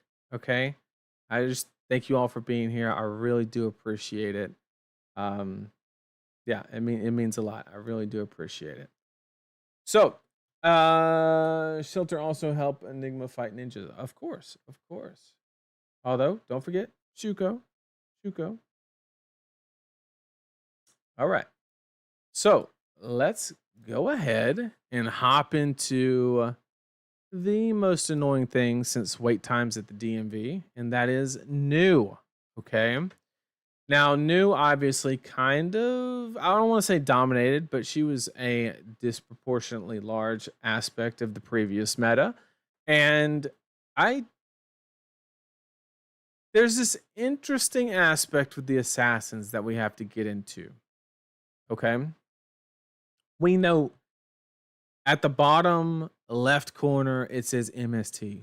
We know she's good. I don't think that's a debate. However, I'm only here for the dad jokes.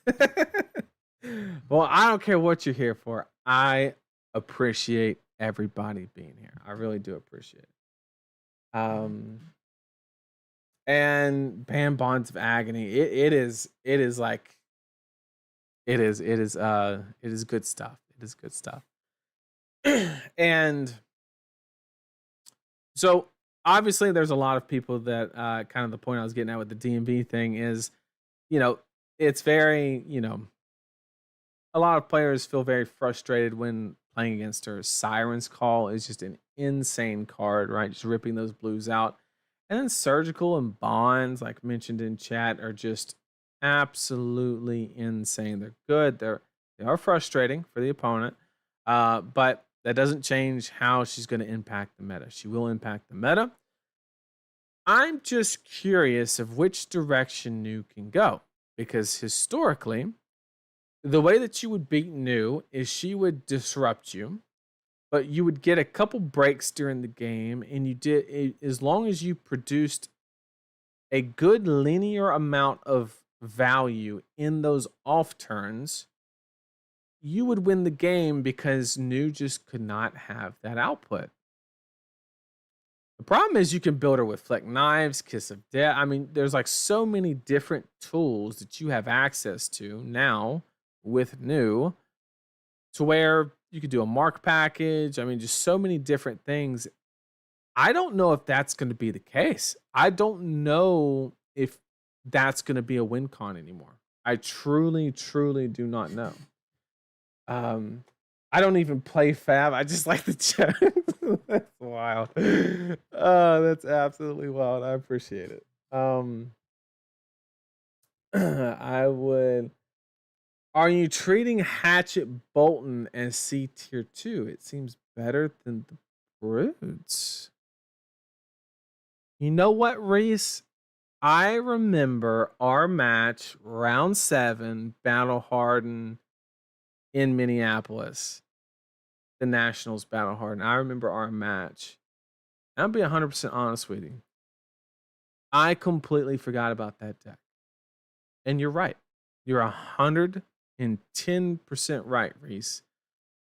The lines that you took and the way you structured your deck, it had appropriate levels of value on reduced cards compared to Dory. You didn't have as much extension capabilities as Dory, but the numbers were relatively the same, and you couldn't scale quite as much. But you're right. I think you're entirely right. I think that Boltyn, once again, this is just Hatchet's Boltyn. Basically, Reese's build. I think he was one of the first ones to do it. Is easily C. I'm just going to say that he's kind of the same as... I guess I have to put him next to Dory. Right? You got me, Reese. You're 100% right. If I'm trying to be as accurate as possible, you're 100% right. There is an asterisk over that hero, though. For Boltyn, it is only hatchets. Anything else? Straight to C tier. Metal, yo, huge. Yeah. So sorry about that. We were talking about New, but I do admit Reese was right. I'm happy to admit when I'm wrong. 100%. 100% happy to admit when I'm wrong. I love the New matchup, but I play Riptide. Yeah, I mean that's one of Riptide's best matchups. 100%.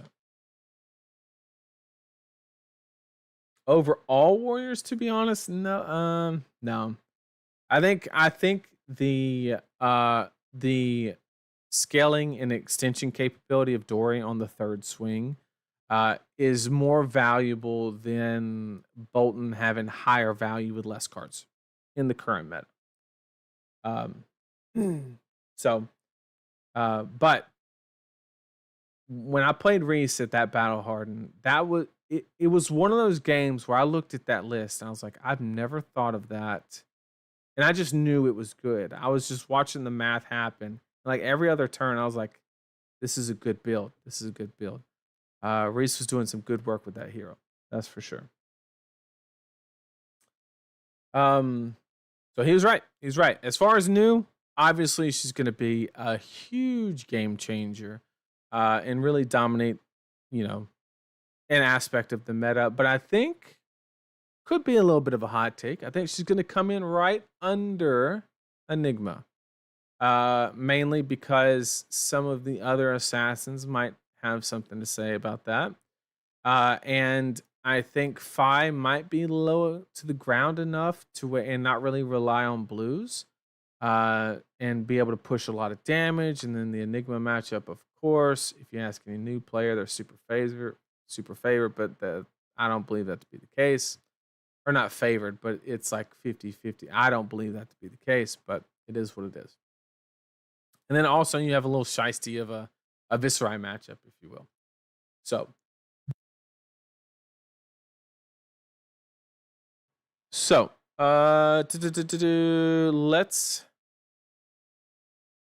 let's go to Zen.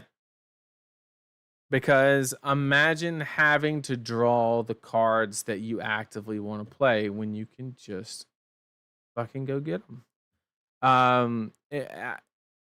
I remember when they announced this hero, Katsu was getting all the attention, and I was like, guys, I said it from like the second onward. I mean, this was going to test the dev restraints, basically. And boy, did he. Tutor on a card is just... if you need confirmation on how good Tutor is, just look at Become the Art Knight and how much you have to give up. And how, you know, how situational it is to kind of warrant the ability to tutor a card out of your deck. And he just gets to go do it. Simple as that. He's super strong. He's not going anywhere. He's still going to be an absolute monster in this meta. I think solely because of the Viserai matchup. I think that he is going to be a top contender in the meta. Simple as that. I mean, I don't think this is news to anybody. I don't think we're revolutionizing the game in this situation, but Zen, and to be honest, if Zen didn't have the chess piece and he still had like Traverse, I think he lands at like the bottom of A tier. I think the Zen state token and the ability to just do it is so strong in this meta with Viserai, even Phi. I mean, it's incredibly powerful in this meta with ninjas and stuff like that going about. So, yeah, don't no change. He's still up there. I don't know what else to say. Then wants to search for a card, but then I said sleep dart. Yeah, but then he said block 6 and do it anyway. Easy tutor equals Yu-Gi-Oh. That is so true. So true. Boltyn gets Beacon of Victory. Above rate tutor, Boltyn, A confirmed. All right, Metal, don't push it. Don't push it. You already got a W. Let's make it block 2 for good measure. Yeah. God, Traverse, hell of a card. And Kassai. Both of them. If he blocks 6, he loses power. Does he?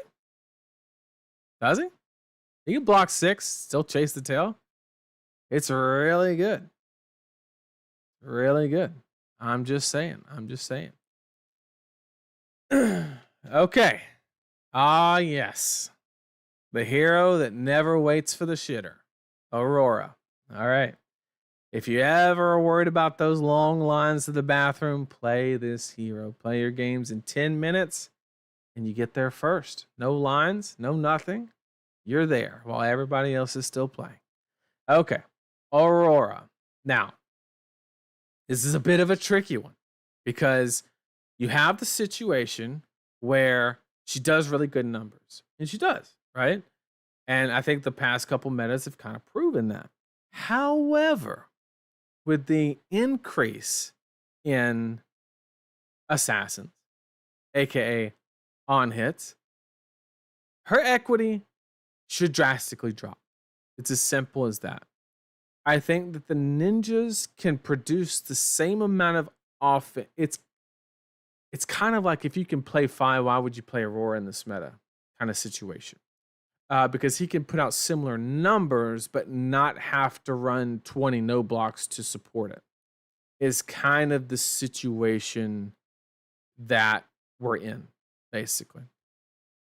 So a lot of people, if you asked them, would probably put Aurora like middle of A tier or something like that.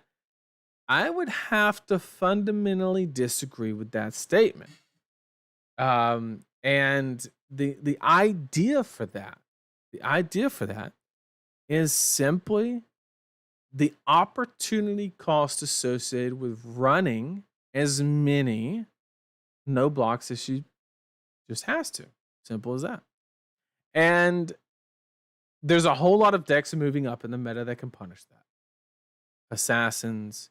You even have, hell, if Riptide shows up and Azalea, which Azalea is actually not that bad for Aurora because you can play your instance out, but it's very hand dependent on the certain arrow. So really, really depends. But if I had to put Aurora somewhere, I gotta put her between Azuri and Vincet. I think she's a respectable bring. I don't think anybody would like look at you weird for bringing it. I just think there's other heroes that do the same thing just a little bit better at a lower opportunity cost. So just play that. But if you already have the cards, you're already invested, and you just want to play that hero, it's not a bad choice. It's not a bad choice. Let me get caught up in chat. Kassai carries. Yes, it does. Yes, it does. He's got everything covered. What's this? I fought so hard to get a 0 for 4 attack react.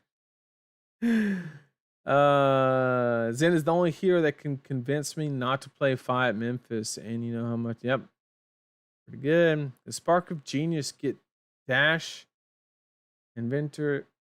I'm assuming is that IE or IO? Because you put IR to at least C, and it is one of the best cards in the game, but it's not Codex of Frailty. It just isn't. Top of B, I agree, Marcus. I think we're dead on with the placement of Aurora at the top of B. Sheesh. It was why play Fi when Aurora exists like 2 weeks ago. Look at us now. Look at us now. Competent, but vulnerable. Well said.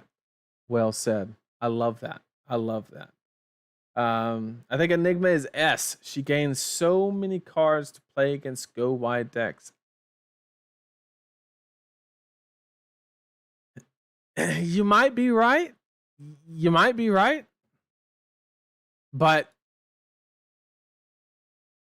I'll put it this way. This is what I think is going to actually unfold with the Enigma storyline. I think what's going to happen, she's going to come out the gate in A tier. But once she truly refines and understands what she's fighting, I agree. I agree that she could make it to S tier.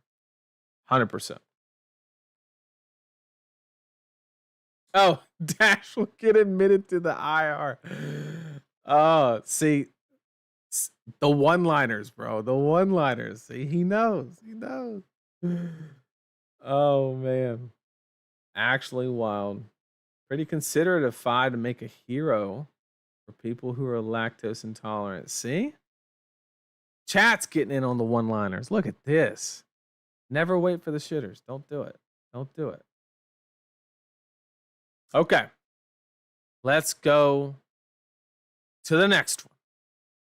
Okay. So we got to go into, next one's going to be Florian. Okay. Now, if you want to plow under your way to the 5th page of standings, this is the hero for you. Okay.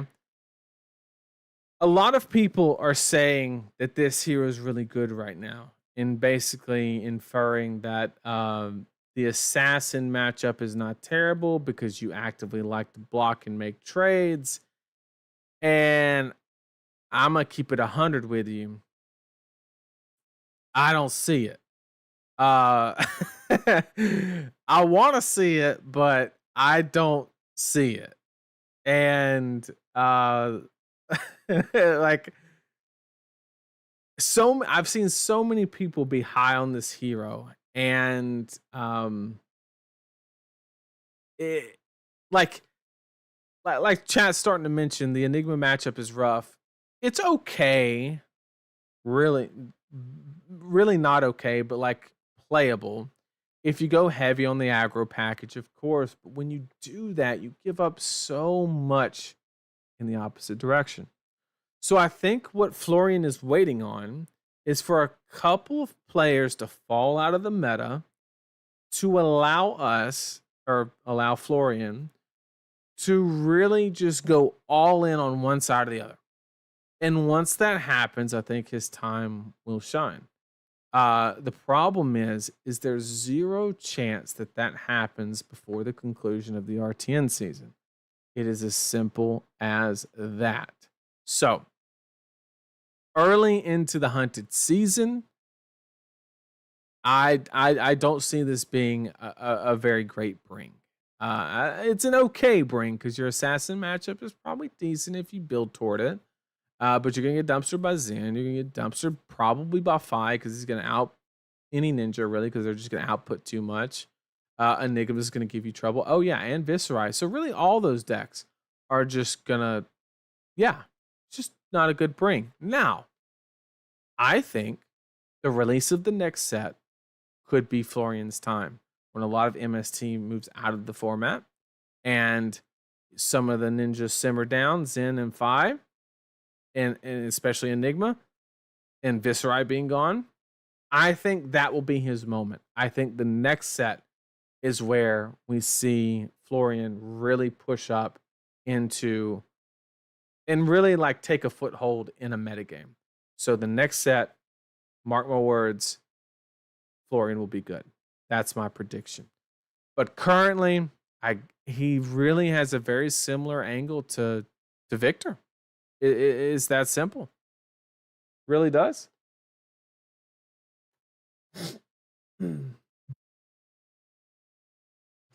Command and compost. I tell you what I've been waiting for. What kind of this is S tier? Like Turtle Burst, straight aggro? I think either one is S tier. I think you're just changing what you lose to, but I think both are S tier applicable, in my opinion. Florian still needs Enigma to leave. Yep, exactly. There are a lot of diehard delusional Florian player. I mean, I was kind of on that board. I advocated for him on the previous tier list. Definitely too much. So I definitely was in that boat, but I learned and I adapted. I don't want Florian to be good. It's like Turtle Burst Vis being good, which, yeah, I mean, I understand that, and I don't disagree. I love Florian as an armory deck. That's a good point. I mean, that's kind of where he's at. Assassin is fine. It's still Vis, Enigma's exactly. Like, you have some game into Assassin, but like if that's the angle you're taking, right? You want to beat Assassin, play Riptide and don't lose into everything else, right? Like that's kind of where I'm getting at. Pretty sure Florian is waiting for them to print good cards for him. I mean, that would help. That would definitely help. Nathan wants every other hero LL's Florian will have his time 100%. Next set will be Return of the Brutes. Oh man. Good morning. Thank you for being here. Appreciate you joining. Oh, we're nearly at Yarl. Oh, we're creeping. We're creeping. Okay, I'm caught up in chat. We'll go ahead and move on to the next one. Once again, thank you all for joining me. I really do appreciate it. We're going to talk about Verdance, which, contrary to popular belief, is not the most environmentally friendly choice, because I guarantee you, if you play this at Vegas or Memphis, you will be playing sealed the next day. Um, that's just what's going to happen. And so you're going to be cracking more packs. And this, the, what is it? Ring of Roses, whatever that card is. It's a very good card. It's a one-of. It's not enough. It's simple as that. She needs a little bit more for her toolkit. It seems like that hero was. I think Verdance is a great example of what Olympia and Betsy should have been. Where, like, I think that she was put into the Rosetta set to solve a limited problem, or to be a very key aspect of limited from like the ground floor of the set. But they didn't just completely abandon her day 2 as they did Betsy and Olympia. So I think Verdance is kind of like a really good example of how you can leverage heroes to serve a very strong purpose in limited and then build them up. Is kind of you know, that's on theme. The paper packs are decomposable. That's fair. That is fair. That is fair. But I guess would it be more environmentally friendly not to have to decompose? I don't. That's good. That's a good question. That's a good question. I think Verdance is okay overall getting into actual deck. I think she's an okay choice. I don't think she's like extremely bad, but the ninjas are too fast. They're gonna burn you down. You're not gonna be able to get value from your hero ability. Viserai is gonna give you trouble. So a lot of you're kind of in that same situation where nobody's giving you the runway to do what you're actively trying to accomplish with the hero. Seems like the toolkit is starting there, but it just needs a lot, and the current meta is not a very favorable place for that hero currently. It's as simple as that. So currently, unfortunately, I have to put Verdance probably somewhere in the ballpark of right under Florian, probably right next to each other. Just not enough runway in the format to get online and actually extract enough value from both hero effects. And the decks are not strong. The Earth card pool is not strong enough to just be enough by itself. Don't get me wrong. Plow Under, Felling are amazing cards, but they're just not enough. They're just not enough. Especially when you have Traverse that just starts and stays in play, right? Let me get caught up on the chat. Rosetta Limited was good, but Decomposed Talent felt half-baked for constructing. Yeah, but I don't think that's a bad thing. I think that they really need to solve the limited, format, and that's something they can build on, right? So I 100% agree that it is half-baked, but I would disagree with the notion that that's a bad thing. It's just not their time right now. We'll wait and see. It at least doesn't feel like Betsy, where we have no vision, zero vision. We don't know what the hell this hero will the purpose they will ever serve, right? So we at least have a sense of direction, which is enough. Whenever a hero is printed, it doesn't have to be their time. Simple as that. Imagine your backyard with a whole compost bin full of cards. Let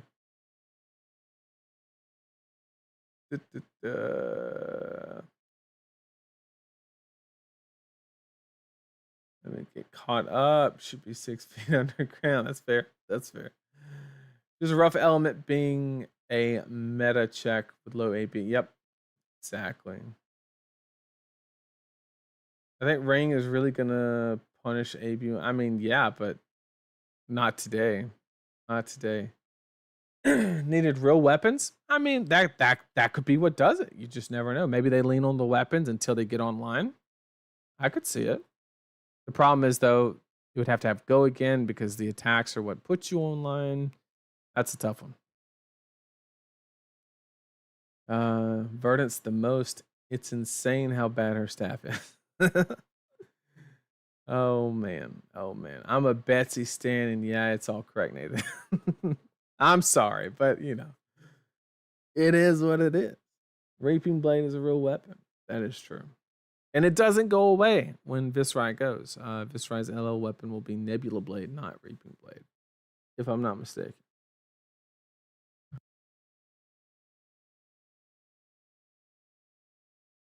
Okay.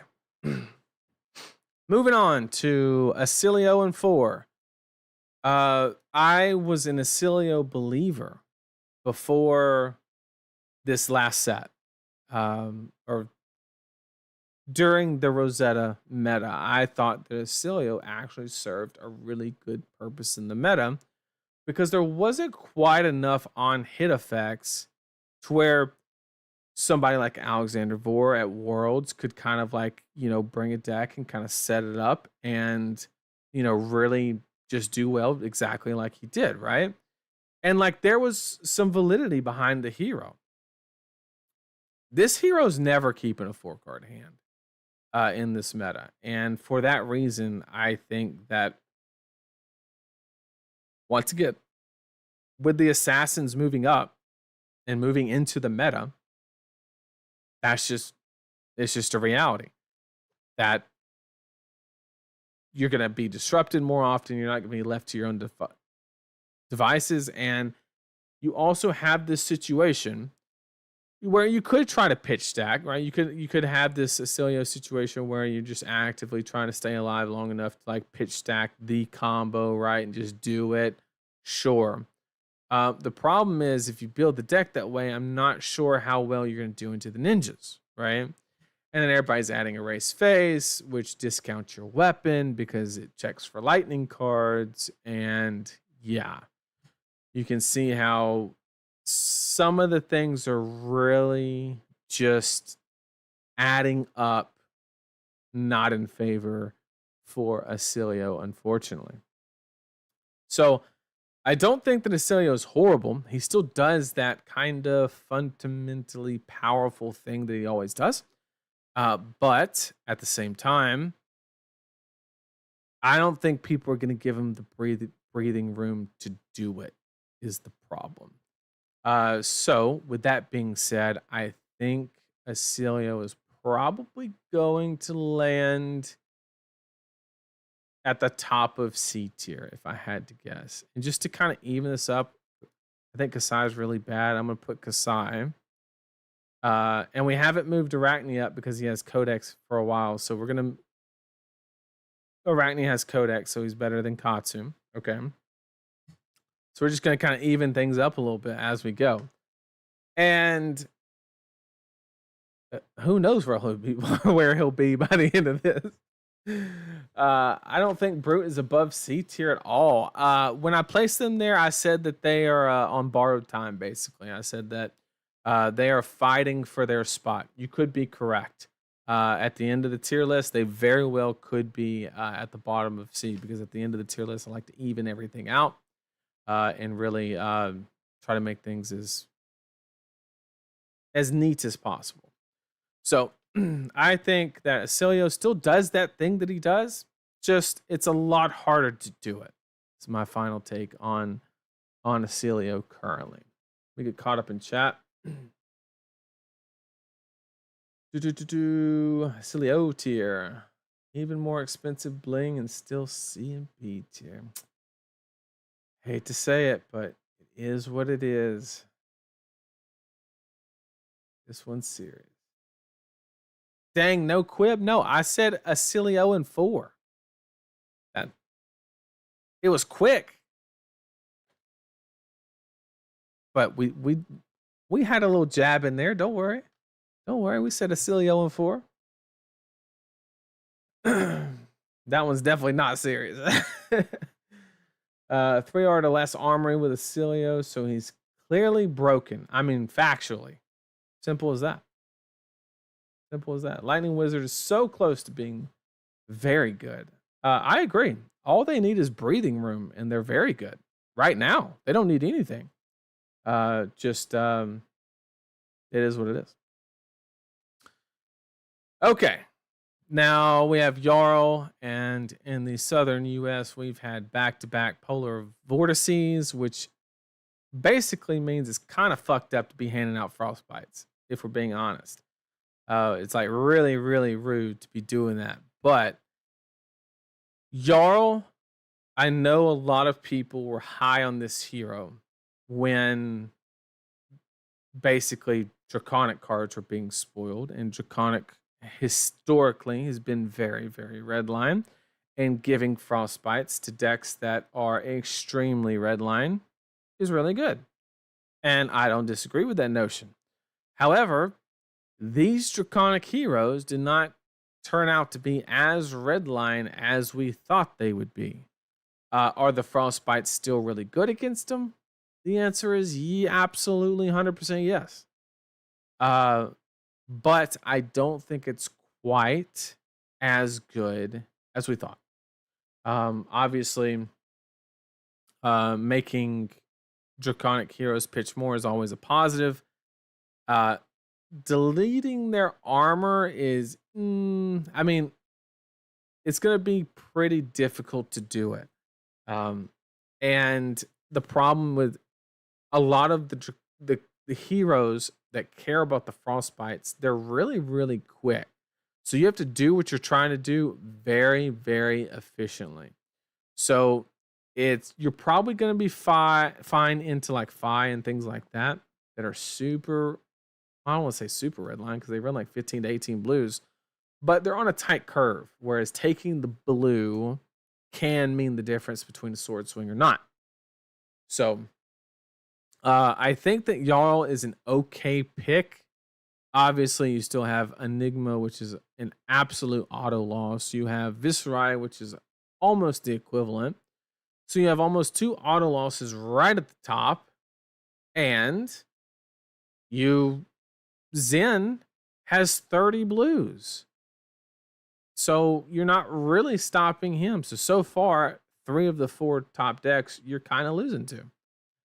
And that's not a place that you want to be. I think that the deck is very close. Once some of those key players I named move out, then I think we'll have a real opportunity for Yarl. But currently, I think it's a little bit of a death wish to be bringing Yarl, honestly. But once again, he is not a bad hero. Truly, not a bad hero. Just the matchup spread is not where you want it to be right now. Simple as that. What up, Damien? Good to see you. Psych. Verdance only full art just to see your feet. Of course. Of course. No, I just took somebody's tier list that they already made and they were missing Slippy, so I had to add Slippy. He's the other Marvel. Or maybe that's his normal art. I don't know. 5 stole Icelander's Aello points. Just saying. I mean, where's Ed? Someone get him out here. You want to show match that in Los? You're not wrong, Nico. You're not wrong. He didn't fuck up his face purgatory block. That's for sure. That is for sure. Zen wants to play his blues, not pitch them. That is 100% true, but he can pitch them. I do agree that the matchup is not as bad as I might have let on. Like, I think it's probably 55-45, maybe 60-40 in Zen's favor. I don't think it's a horrendous matchup for Yarl, but I do think it's in favor. I really do. I think Yarl will be a great pick for London. That could be true. That is entirely possible. But in the meantime, we have to place him. And I think that he's going to land right between Azuri and Prism is where I would place Yarl. He'll find his footing in the Draconic heroes when...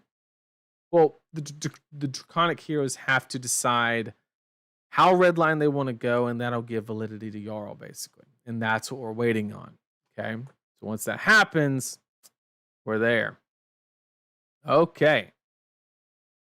Let's talk about one of the 2 main decks that just got massively nerfed.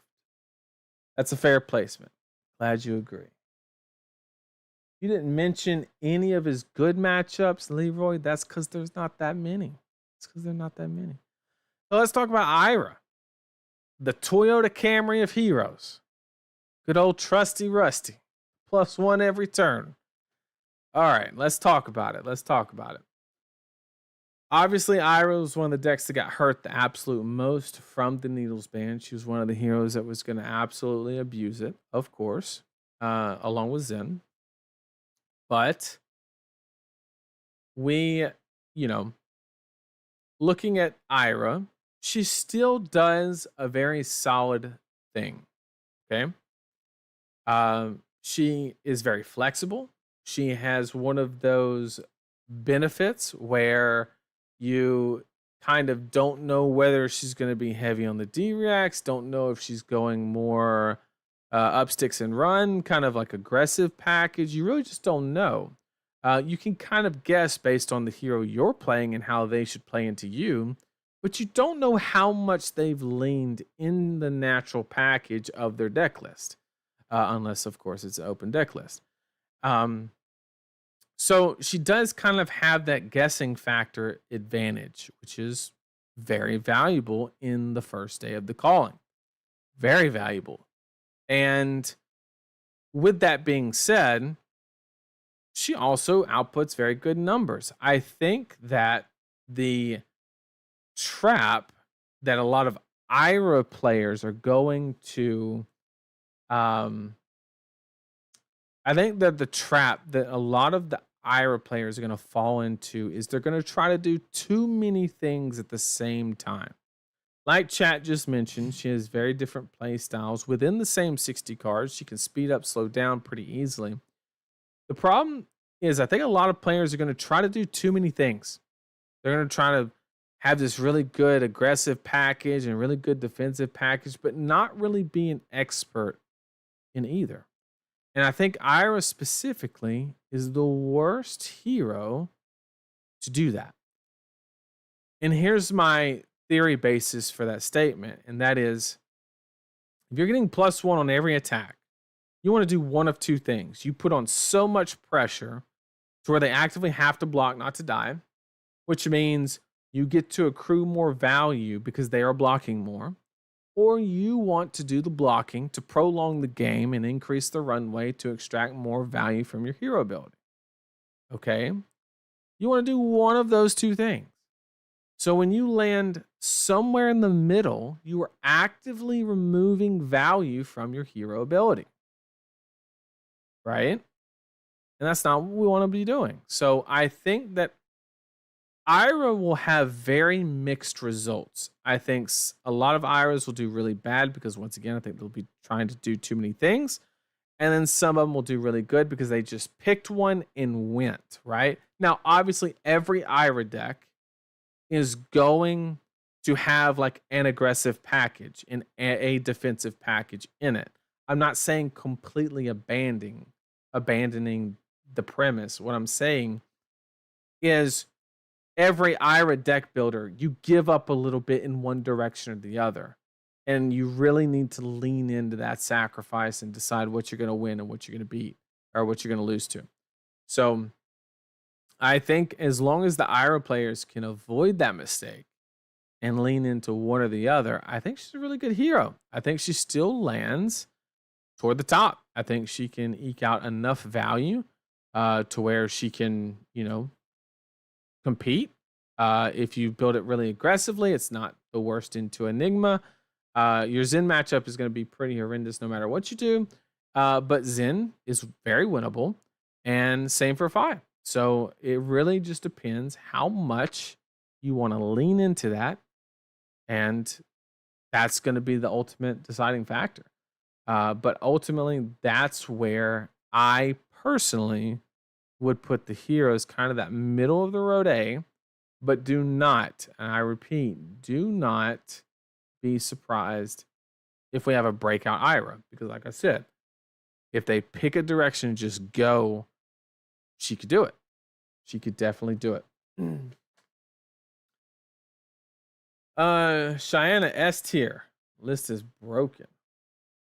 She got an edge pre-sideboard that's undeniably good in tournaments. 100%, especially day one. Ira is going to be one of those heroes that has historic day 1 conversion rates or day 2 conversion rates because you're converting to day 2. In my opinion, I hope everybody plays ninja so they can cannibalize each other. Oh no. I mean, but if you cannibalize what you are, you don't technically reduce the presence, right? Because I don't know. If a Viserai beats a ninja up, it's the same result as a ninja beating a ninja up as far as tournament representation. What's up? Thanks for joining me. I really do appreciate it. I still have nightmares of playing against ninjas that block well as Fi. I mean, or block even better. Even better. Okay. Now we have the hard part. The part where I just can't lean on the past 4 months of experience and learning, where we have to really just try. And what's up, Ellie? Good to see you. Thanks for joining. We have to lean on these newer heroes and take our best shot. And I think I got some good ideas. So let's start just in order. Let's go ahead and start with Fang. Okay. Now, you ever seen a movie that was so mid that like the credits seem like a plot twist? I'm just kidding. Okay. I don't think Fang is that mid. Okay. He does have a problem. Okay. So let's start with the bad. Okay. He has a problem. Fang, so there's a couple concepts where you have, a red line version that doesn't want to pitch, that basically gets like 8 value per turn the first, 6 to 8, or basically until they get turned online. They literally are just leaking value is kind of the idea. And I got 99 prompts and 2 blocks are all of them. That's a good one. Yeah, it's an interesting dynamic because you're trying to create as much runway on the other side of the hero ability, much like decomposition with the Earth heroes. But you don't, just like we complain about Earth cards being 2 blocks for a very good reason. Imagine if they were no blocks. You're putting to a lot of those situations where you actively have to play out your hands to get online, or because they don't block. And either one is not really where you actively want to be. So it really just depends on which direction. There's multiple ways that you can take Fang, several ways. You can try to be super defensive, take longer to get online, but have more runway at the end. You could try to get there quicker, a little bit more inconsistent, but you might get your hero ability. And the problem is I'm not saying that one is better than the other. What I am going to say is that one does better in a certain environment than the other. So the problem with Fang is not that what he's doing is bad. It's that he doesn't know which avenue to go down, right? He doesn't know whether he wants to be super defensive and extend the runway, or he doesn't know whether he wants to kind of get there as quickly as possible at all costs and just try to race. Because we don't know how fast the decks are going to come out blazing, right? Obviously, we know Fi is coming in hot, and then obviously Zen isn't going to be a slouch either. So I expect a rough start for Fang. However, I think he ends pretty well. in the season. So I'm expecting a rough start for Fang, but I think he ends up in a decent spot. So we'll start him out at To be honest, I kind of want to put him right next to Yarl. Is kind of where I want to place him, which kind of puts Kayo down there. And then once again, because we've placed a hero, Arachne has Codex, so we have to move Arachne up. I think that is a fair placement for Fang, where basically he's looking for his direction. He kind of has that assassin situation where assassin can be built a bajillion different ways. But the problem is he cannot actively, he doesn't know how to build yet, but it'll be solved very quickly once we get a better idea on the meta, I guarantee you. The difference between, you could make the argument that the assassins are in the exact same situation. The problem is the assassins ask a lot more questions than Fang does. So if you're figuring out which direction you want to lean and you're actively asking questions instead of trying to answer them, it's a completely different situation. So that's kind of the delineation from there. However, it's always a however. Let me answer some. Let me get caught up in chat real quick. Have you considered the build of Aurora that trades instants for non-attacks with new armory deck cards and cuts the instants? I have. The problem is I think it's actually good that you have the instants. Like the instants are what puts you so far above rate, right? Like Gone in a Flash, things of that nature are the things that really push you above rate. If you go the non-attack route, I think you're just a super conditional ninja. And if we're both doing the same thing, but you have to jump through 2 hoops, I don't know about you, but I'm kind of on the lazy side. I don't want to be jumping through hoops. So I'm just going to play ninja in that situation. Yes, you get purgatory, but I mean, hey, or you can get any card out of your deck. Not any card, but like your best cards. She's secretly actually just incredibly mathy, to be honest. That's true. It is true. I don't know. Fang is scary and has a ton of reacts, and if you don't block properly, you can leak a lot of life. Kind of hard to prevent damage like this in my. That is true, but people are going to pick up on that very quickly. And so don't discount that. At the beginning, I agree, but I think that'll be picked up very quickly. Never judge his choices until after. However, that's fair. That's fair.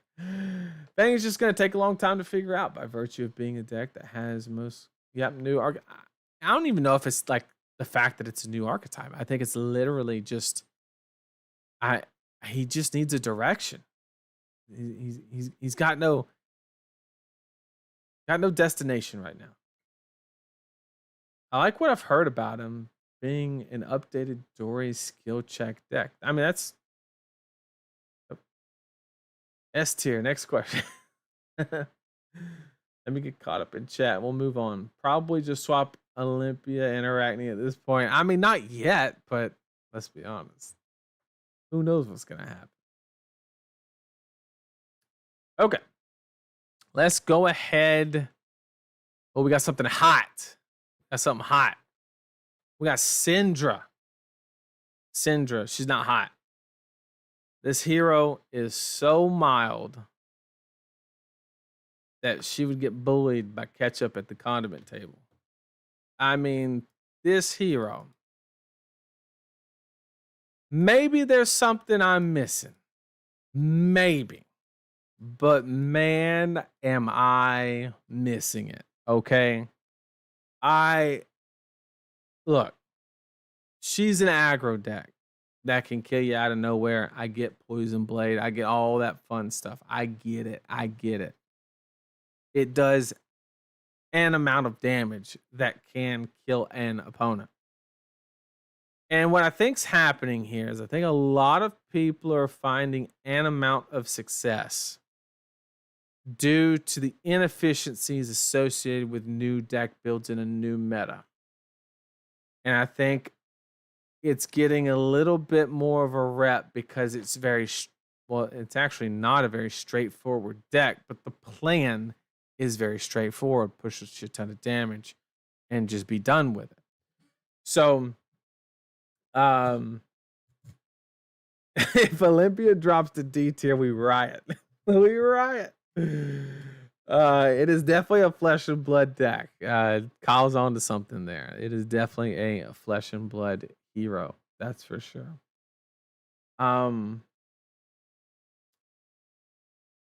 So I'm willing to admit that maybe there's something I'm missing, but I spent probably an hour just looking at these two heroes, looking at Fi and Sindra next to each other, looking at the card pool, and asking myself, why? Why am I going through the steps of the daggers and all of that when I can just go grab a fucking Phoenix Flame and turn on Shuko? Why? And I couldn't come up with an answer. Is the honest truth. I literally could. Yes, blood runs deep and pouncing. Yeah, I'm familiar with the combo. But once again, look at all these decks. Like, you have all the assassins coming in. You got Azalea. I mean, I don't know how much you're going to be able to do it. And of course, we know Erase Face is starting to climb in price. A lot of people are swapping out Weakest Link for Erase Face, things like that. To where it could be extremely, extremely punishing. And unfortunately, I think on average, Syndra's block value is way lower than Fi's. So if you do present a Erase Face or something of that nature, it's gonna do a lot more damage, right? To the turn structure and just what the hero is actively trying to achieve. So this one might bite me in the ass, but in the current state of things, there's just no reason to play her over Fi, in my opinion. And so let me see if chat disagrees with kind of what I've been saying. I'm riding with you, Josh. Warriors be wielding pitchforks. Warriors be wielding 8 packs on Saturday. That's what they be wielding. If I can beat her up with Yarl, she doesn't go higher than C. I mean, that's not fair. That is just a bad matchup. Aurora and Sindra just different two sides of Ninja with Hoop. I mean, that's kind of true, but I think Aurora just might do it better, right? Syndra's lowest of the new heroes. I agree with that. Her best build is just Imitation Ira. Yeah, I mean that's kind of, Kyle thought that one was funny. No pitchforks, just eight packs on Sunday in the sealed event. Oh man, got him. Got him. Both the new legendary rare cards are very powerful. Yeah, they are good, but they're legendary. That means one of. So I'm gonna have to put Sindra probably around a Celio. Good old Celio and 4. So I think that's where we're gonna place Sindra. I'm willing to eat my shoe on that one, but I think that's where she's gonna land. I think she's gonna be very quiet for a couple cards, because easily change it around, right? Or a new weapon or something. I mean, there's so many different things that they could do to turn that hero around, but right now, I don't see it. Me personally. There could be a situation where Fi and Zin LL out, and Ira's kind of not linear and aggressive enough to where she could fill that void and kind of answer those questions. But currently, I don't think she's answering anything. I don't think she's asking anything. And some people might. It seems like a very fun deck to play. I will admit that. But moving on. moving on. Now, what we're gonna do is we're gonna talk about the assassins quickly, but there's one thing I think that there's gonna be like a meta cat and mouse game, mainly revolving around the assassins afterwards, that I kind of want to discuss, and I think it's gonna present an interesting situation, to say the least. So let's go ahead and also Olympia doesn't have codex.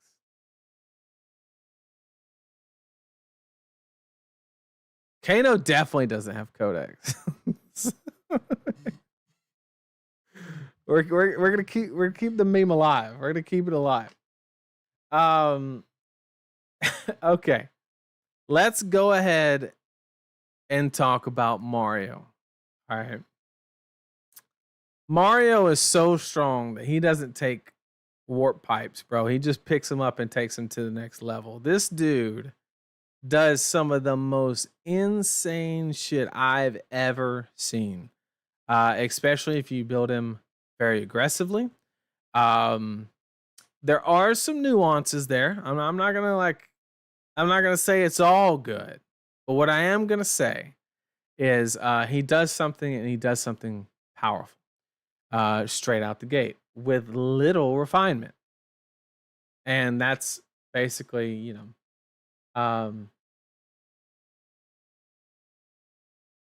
and so Mario or Marionette, whatever you want to, whatever your preference is, basically, he obviously is going to win the mirror here, right? Because Slippy's going to be giving him go again, and that's just absolute juice. And then you have a situation where I think he actually is going to end up being favored into new. So as far as if you are predicting assassin to be the main premise for, people bringing assassin, this is probably the best one to bring, even over new. As crazy as that sounds. Now, new might have some other matchups in the meta that you would prefer to play her as, but Marionette has some real potential to just push new, or reduce new's meta share, which before this, it'd be crazy to think that new wouldn't be the best assassin. That's kind of that is like a really hot take, but I think it could actually happen. Simple as that. And so I think that Mario does some really, really powerful things, and I'm actually going to end up putting Mario right next to new. I'm not quite comfortable enough to give Mario the edge over new, because I think that the deck needs to be worked on a little bit more. I don't think it's that solidified, but it's strong. It is strong. The hero ability is good. The randomization, it's a very high skill floor as well. The randomization of the agents of chaos, basically, there's a lot of ways that you can structure your hands in a way to where no matter what hits, you kind of have a way to leverage all the cards in your hand, which takes a lot of reps to do. So I will say, I am saying that Mario is really good, obviously. However, I will caveat with the fact that I do think that Mario will have a slow start. He might have a breakout deck at Memphis. However, if he doesn't, it'll be a slow start. I think it's going to take some time to get him going, but there's just such a massive toolkit there. Absolutely massive toolkit. Let me get caught up in chat. Hot take here, but there are simply too many heroes that play differently that are stopping the meta from shifting fast enough. That's entirely true. And not only that, but a lot of the heroes are just super oppressive due to one thing, like Vis not being interactable. Enigma due to somewhat not being interactable. I do agree with that statement, 100%. But I don't know if it's the quantity of heroes as it is the quality of a select few. But they all have a lot of points, so that'll quickly change. But I do agree. They could finally use full cards, a handful of cards, well, and actually work with daggers. Yeah, all kind of. And Kiss of Death is insane. That card, absolutely insane. I think options on Mario are divided. Some people are saying he's nowhere near as good as new. Why do you think options about Mario are polarized? It's a great question. And I think that well, I think the biggest, I guess there has to be a little bit of a caveat. I think that Mario has been extensively, explored with the new tools in a small amount of time, but like everybody starts the hero with the new tools, right? So you're experimenting. I think the people like myself included, I'm not exempt from this, that say Mario could be better than new. A lot of that could stem from not being exposed to what new derives from the new set. That's entirely a possibility. And yeah, so it could be a symptom of that just those people that are saying Mario is better than new just have not seen. I don't even know if new embraces the mark mechanic or how much that she does. I've seen some lists, I've seen some lines where it is very interesting, but I'm not sure if it's the full flushed out version, best version of the deck. And maybe it's not that it's the best version, but it's the best version for X situation, which we would have to then reanalyze the meta and say, okay, this is the version, right?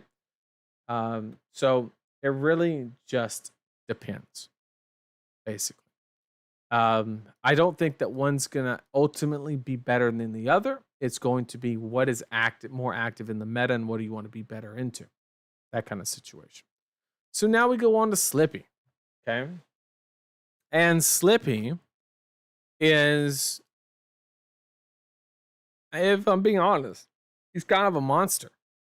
I mean, he does, compared to Mario, right? He does kind of have that player to Luigi kind of energy, but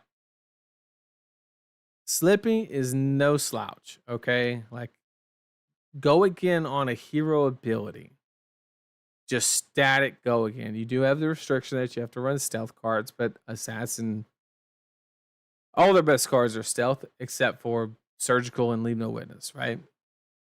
So, and maybe CNC if you want to count that. But Slippy is unique in the way that he invalidates Assassin's greatest weakness. Because Assassin, when they have full tempo, one of the worst things that they could draw is multiple attacks, right? And Slippy having natural go again just invalidates that. Not only that, but you have the ability to still go tall on either one of those attacks, which has its value. And it also makes situation. I'm not saying that the Enigma matchup is favored or unfavored. I'm just saying that you could definitely build Slippy in a way to where you have to be able to at least make that matchup decent. Because you just have go again on your hero ability. There has to be a way. So I think if any assassin can close that gap, it's going to be Slippy. The least dependent on so many things. Let me get caught up in chat. Do we need to switch Victor with Sindra so that the HNT heroes are aligned vertically? Sure. You got, okay. Fair. Based. Both new Arachnes provide scaling possibilities that we haven't seen in the class before, and that's exactly the point that I'm getting at. Is just The problem with Slippy is he is the worst assassin into other assassins because your hero ability is just actively buffing the opponent.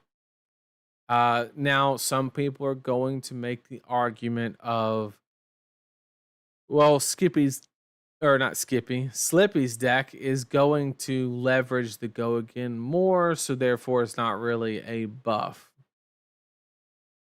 Yes, the first part of that statement is correct, that you are going to use it better. But you're absolutely insane if you're going to look me in the eyes and say that the other assassin's not going to use it. It's just simply unequivocally not true. Okay. And so, whether it's a small buff, a medium buff, or a big buff, you are providing another assassin with a benefit. Okay. Do you think we'll have a hero rocket up to LL this season, or is power a bit more evenly spread out in this meta? It is a little bit more spread. The problem is a lot of the heroes are so close already that they are going to start dropping like flies in RTN season. 100%.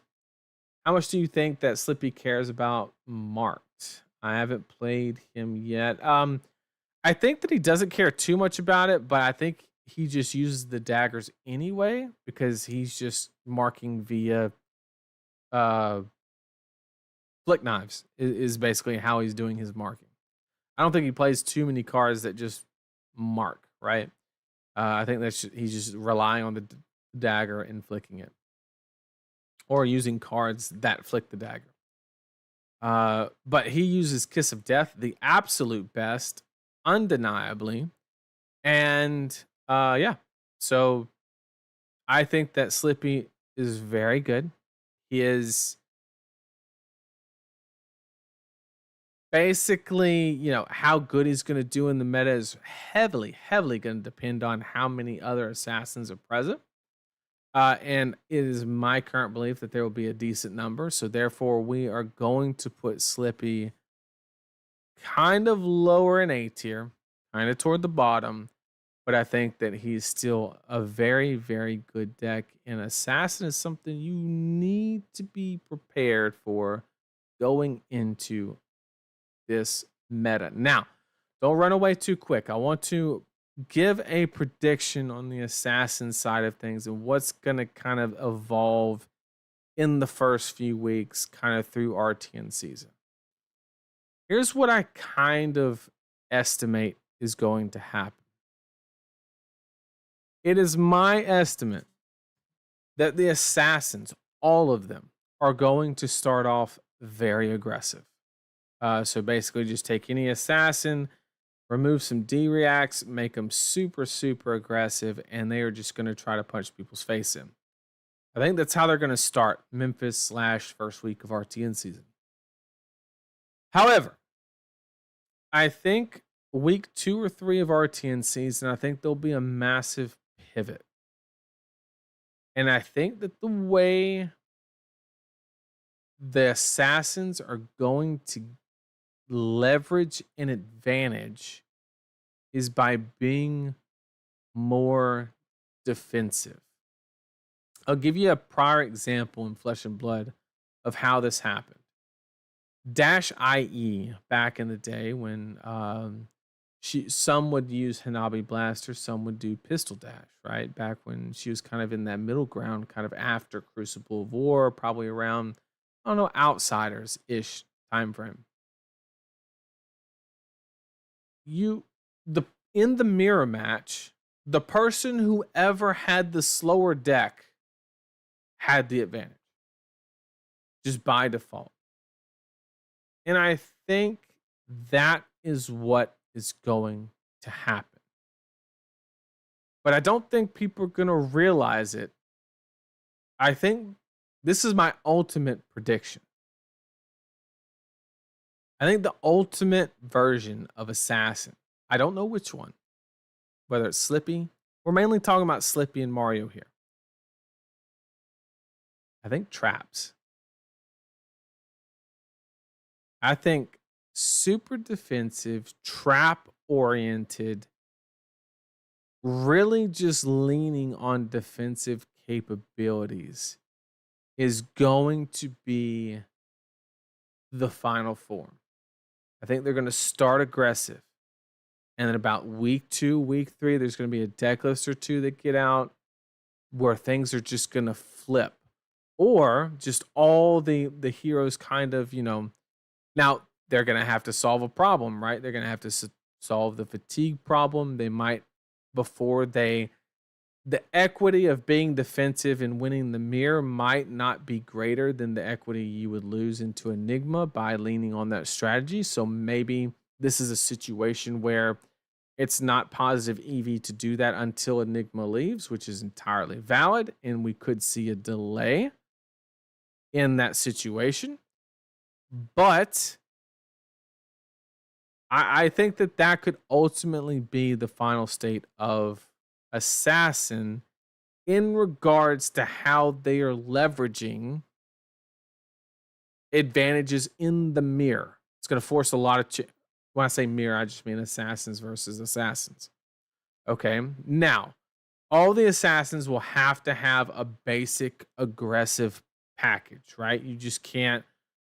I don't think they're going to be able to fatigue ninjas, things like that. You're going to have a very disruptive, aggressive package. However, I really do think that the final state is going to be very kind of like how, I don't know, like Ira vibes back in the day, where she was like just giga defensive, but if you needed to throw in looking for scraps, there they were, right?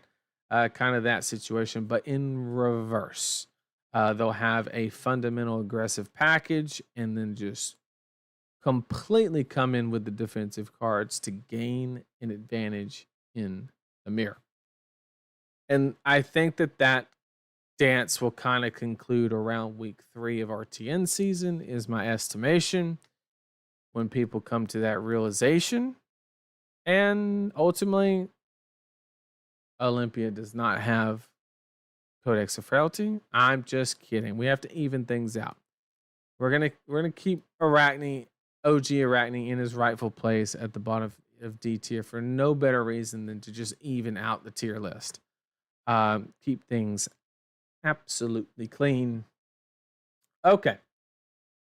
You're just describing Riptide. Yes, you are correct. However, I'm describing Riptide with an actual weapon. That's the difference. That is the biggest difference. And also, I'm describing a Riptide that doesn't brick half as often. And you don't have to run that many traps, right? I'm just saying that the way that assassin players will find the advantage in the mirror is through defensive means, not offensive means. And I think that traps will come into play to fill that void. Mainly gaining value through like inertia trap and things of that nature. Is kind of where I am leaning.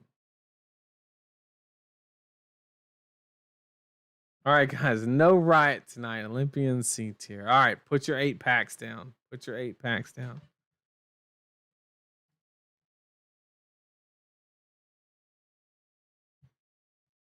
Fatigue 73 card Riptide. 4-0'd my armory today. Aware. That's I know it's coming. Who ripping they tied?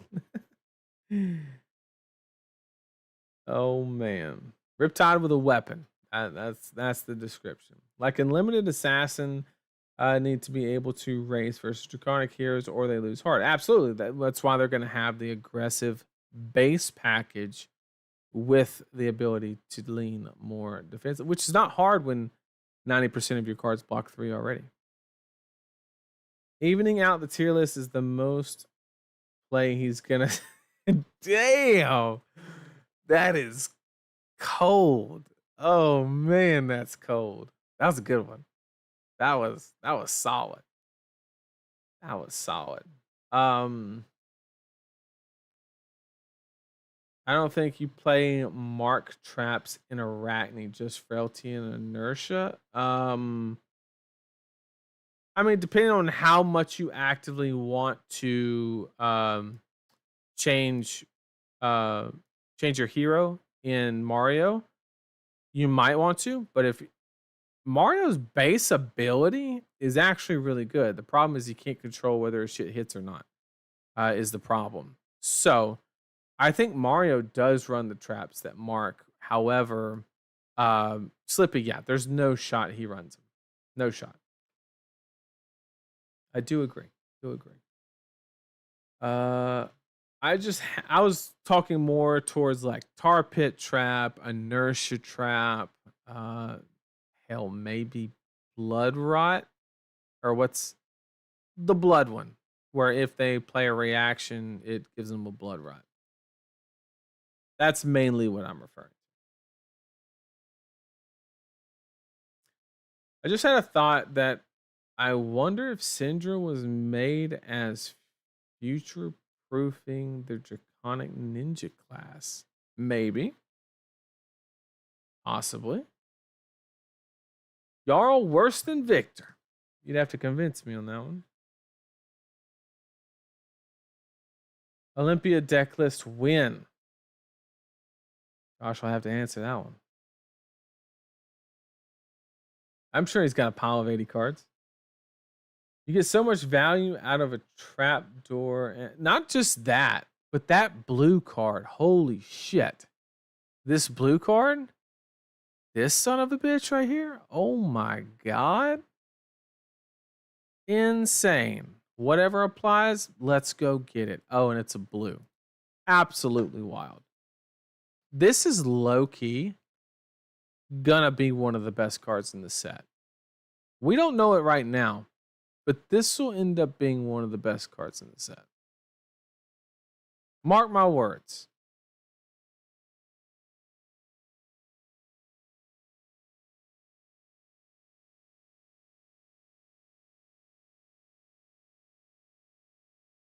Can't play Tar Pit? Oh no, is it Ranger only? No shot.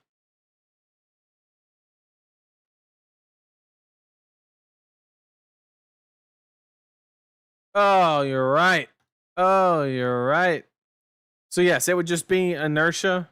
Oh, I'll just type in trap. Not trap-o. Trap.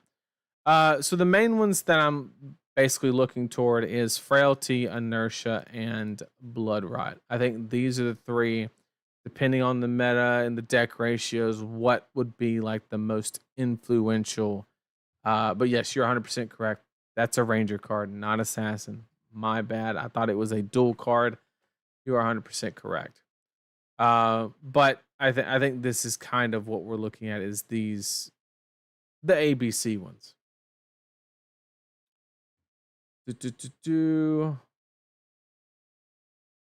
Base Mario is just better. I agree. But once again, you can't control it, right? Because if it's better and you want to be doing something with it, right? And if you're doing something with it, you're giving the opponent the opportunity to block out and make you transform, right?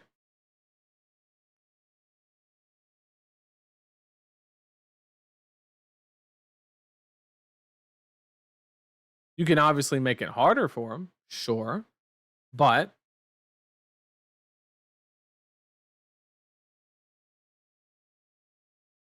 it is what it is.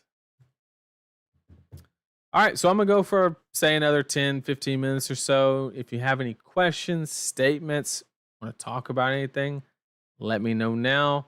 And I would love to answer them because, once again, I just try to...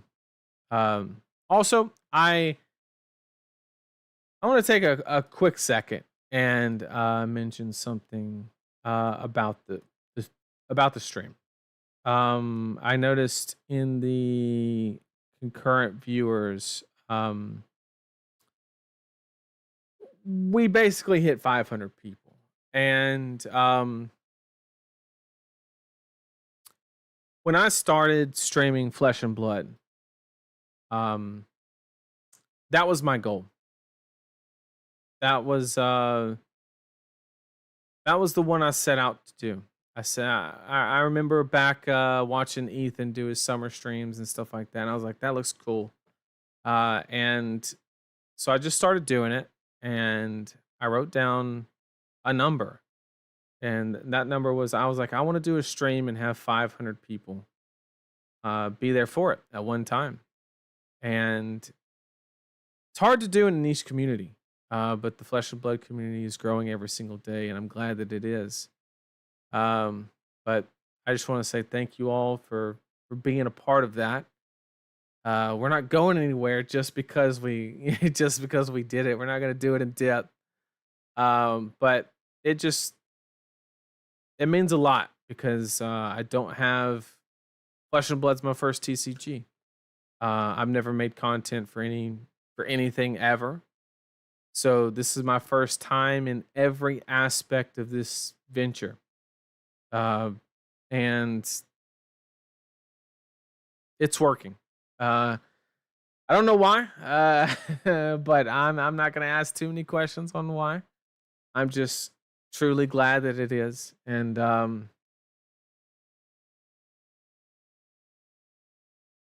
just want to say thank you all for being here and being a part of it. We did it. We did what we set out to do. I didn't know it was going to be this one. Honestly, when we started the stream, because my previous record was like 380, something like that. I thought we'd break 4. I didn't think we'd break 5. So I just want to say thank you all for joining me. I really do appreciate it. I really do appreciate it. And when we get some more Flesh and Blood players, maybe we hit 1,000. Who knows? I don't know. It's all because you didn't put Olympia in D tier. I mean, the numbers would have dropped as they grab their pitchforks. So I just want to say thanks to everybody. But I'll start answering your questions that you left. I just wanted to take a moment, throw that out there, and say that I really, really appreciate it.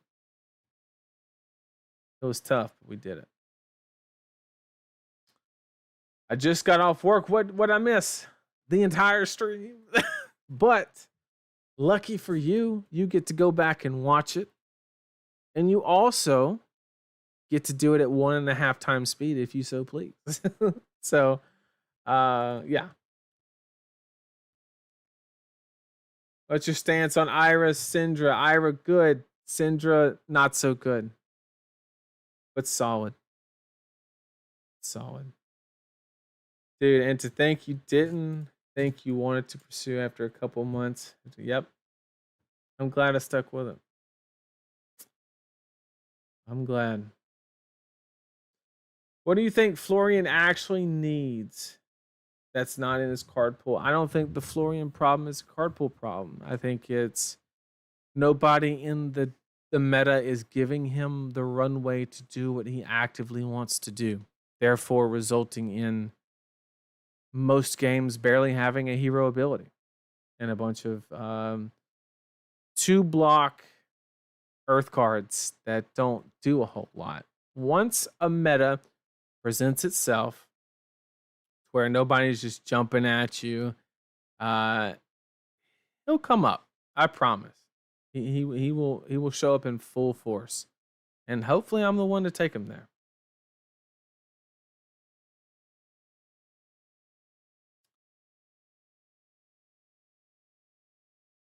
Well deserved. I appreciate it. He should slip Olympia down to D tier just before killing the stream, right before just do the whoop. Oh man, deserve it. Always a pleasure to see you stream. I appreciate it. I really, really do appreciate it.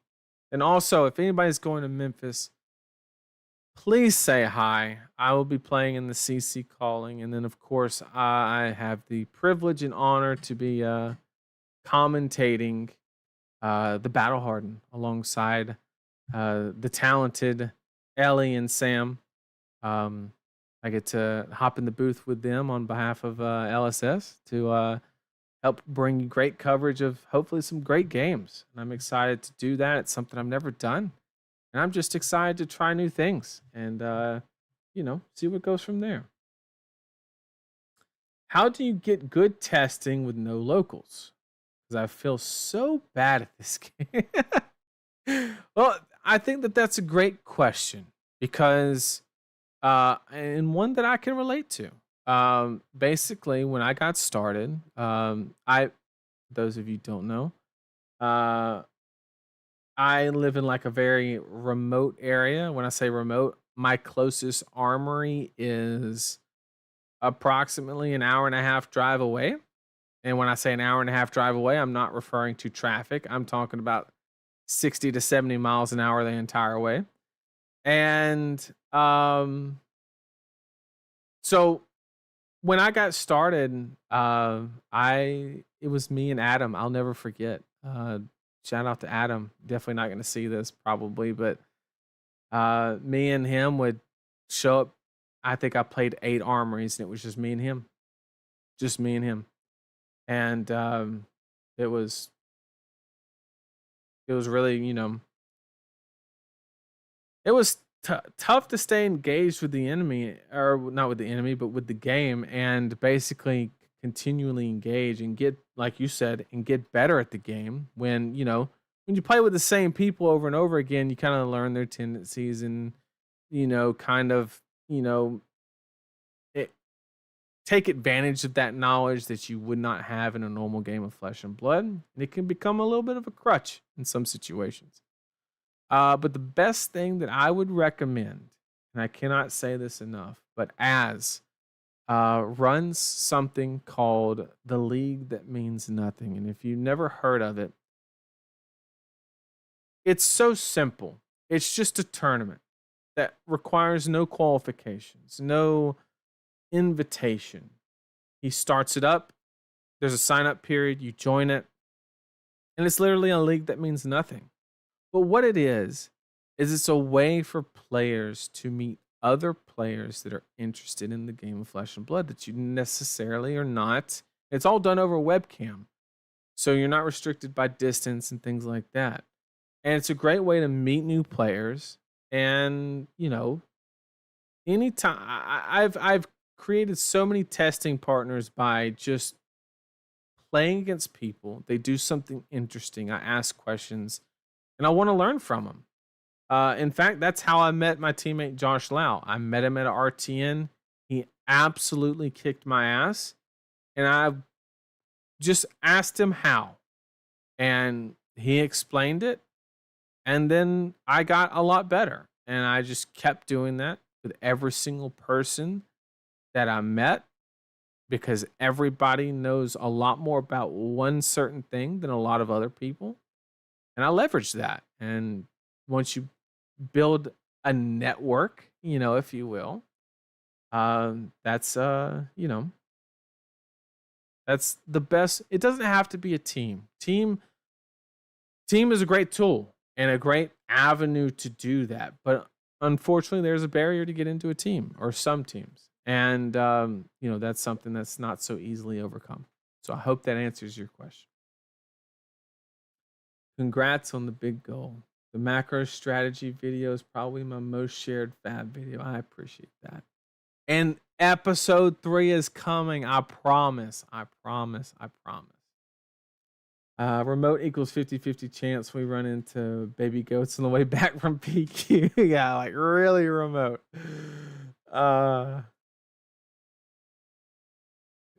Hamsters are powering the internet currently. Yeah, and they were slacking off at the beginning of the stream, but boy, I got them in line. League That Means Nothing. That is what it is called. The League That Means Nothing. It's Az on, I think his name is actually Az Gaming, AZZ Gaming on Twitter, I think. I don't know what his exact handle is. But try to search around for him, and he's the one that kind of runs it. And it's such an amazing tool. I really wanted to be a part of it, this most recent one, but my schedule quickly quickly consolidated, and I just did not have the time that I would want to. Go Again Gaming. Thank you, Shamir. That is it. Go Again Gaming. That is and he's the one that runs it. Nathan, how do you adult fab friend finder? I mean, I'm not a programmer, but if somebody wants to whip up an app, I mean, why not? Go Again Gaming as. That's the handle. That's the handle. Thank you. Thank you.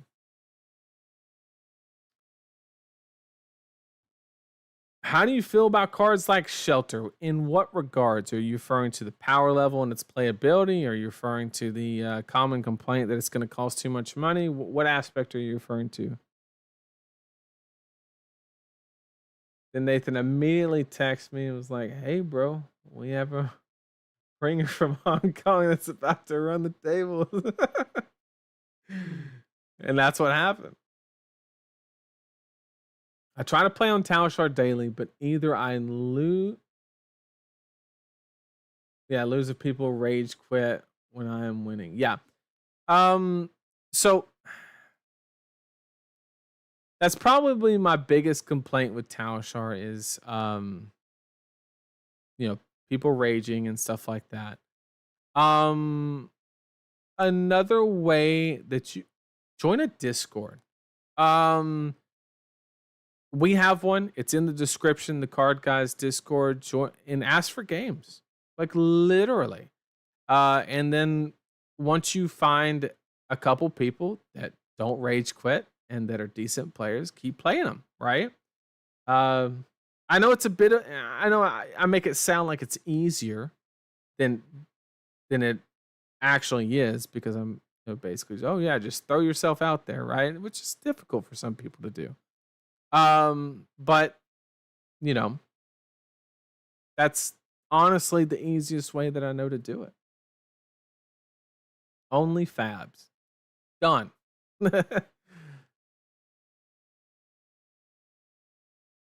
So cool to see a newer content creator reach their goals. Congrats. I appreciate it. Thank you.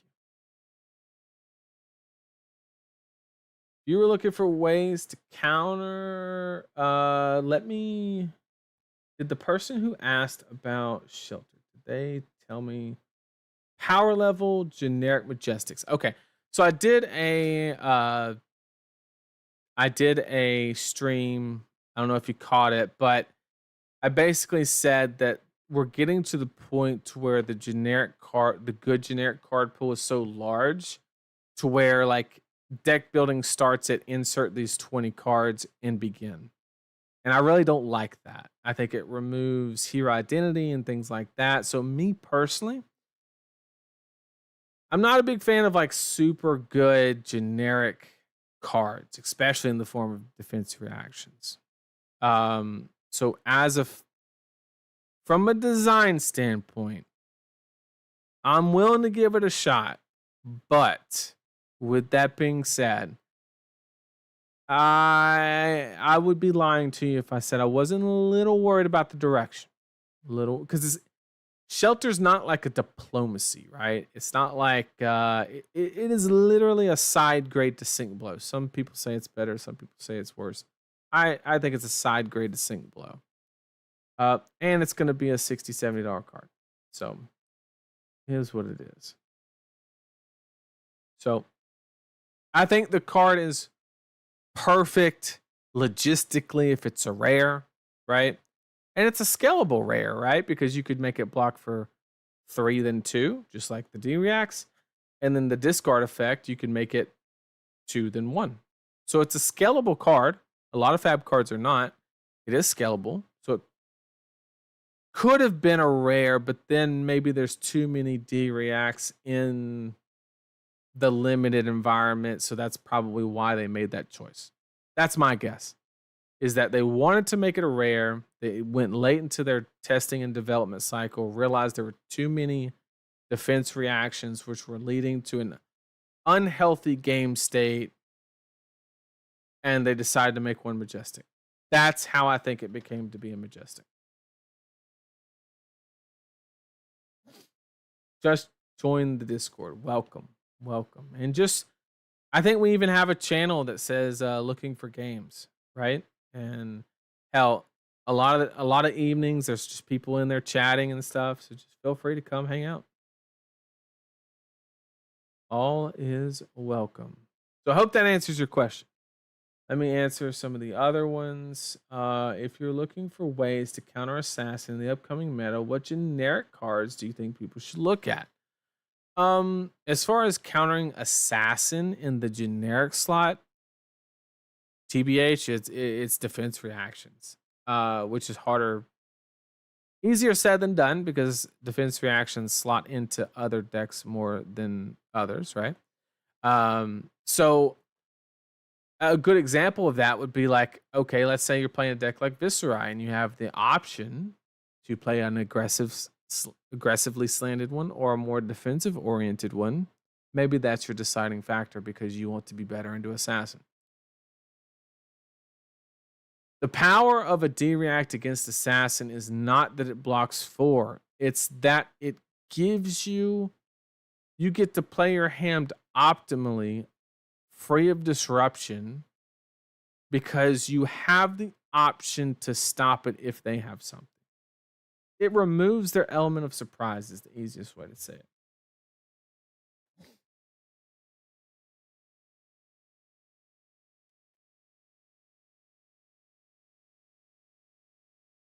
What do you think of Calming Breeze as a card? If I'm not mistaken, that's the discard. It's basically the shelter effect, but it's an instant, right? I'm 90% sure that's what it is. Breeze.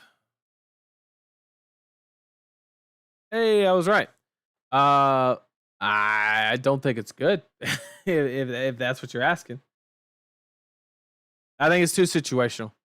I know people are going to look at this and it be a budget version of Shelter. I know a lot of people are going to come to that conclusion.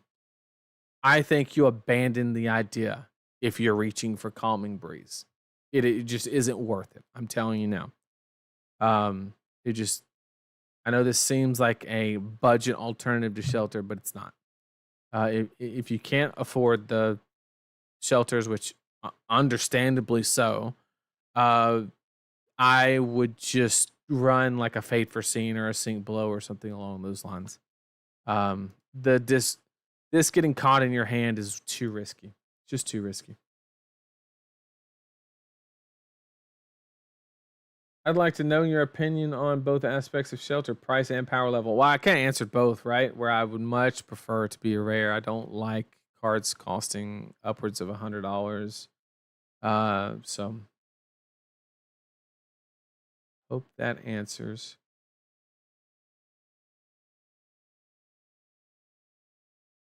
I have like almost never had people rage quit on me in Tower Shard. A lot of it could seriously, Josh is on a good point. A lot of it is deck selection, right? Like I'm sure illusionist players, it happens to them all the time. All the time. Right? Because if you pick a deck that's less polarizing, maybe it fixes that issue a little bit. And by polarizing, I mean like less like just auto win / auto loss matchups. I'm just worried because it's another expensive staple you need. I agree. The league that means nothing, does it run regularly? Yeah, I think this is like his 5th one.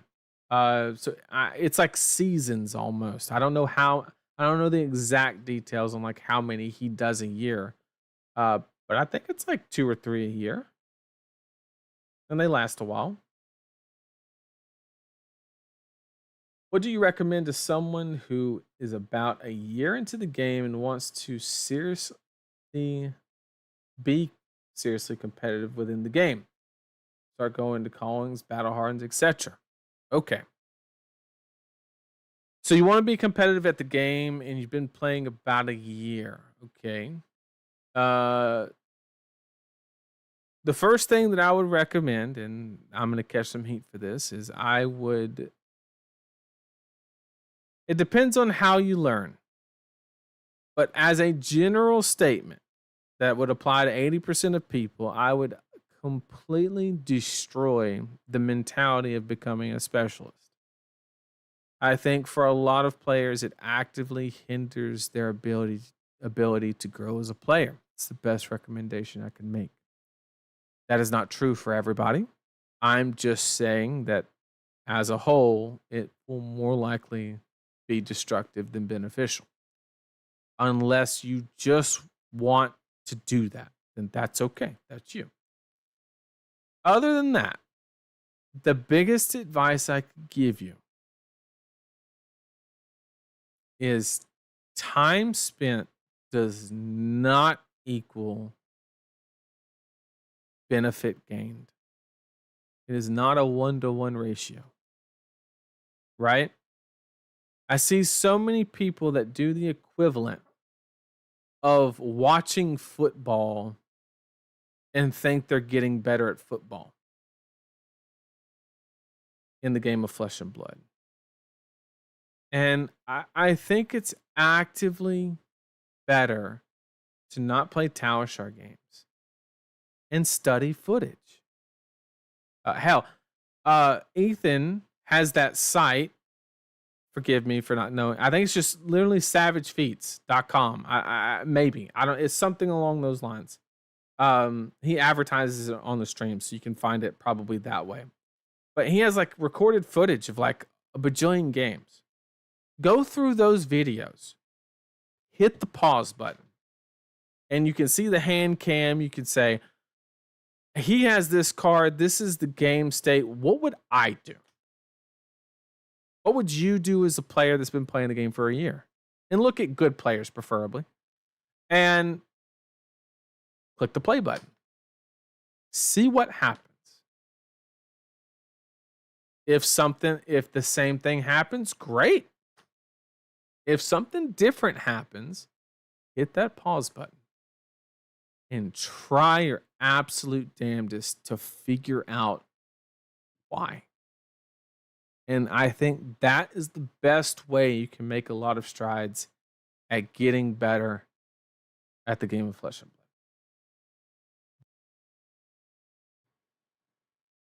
That is my recommendation. I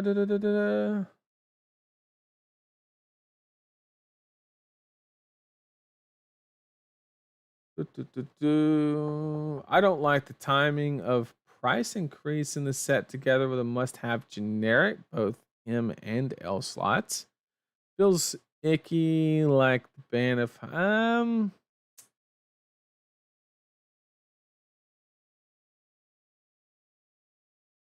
once again, I understand your thought process, and you're not entirely wrong.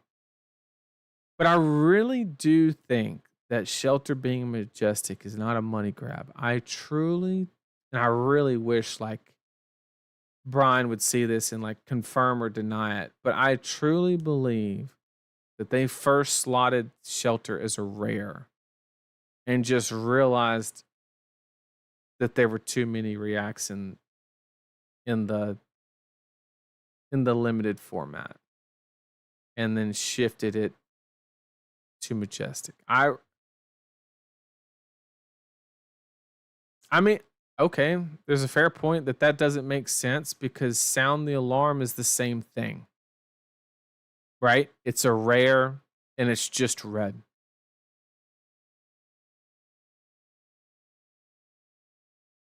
I don't know. Maybe you're right. The boots, I don't think are as necessary as you think they are.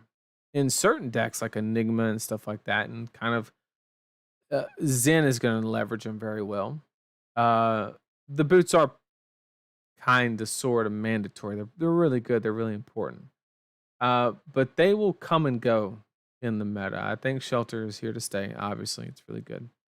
But I don't know. We'll see.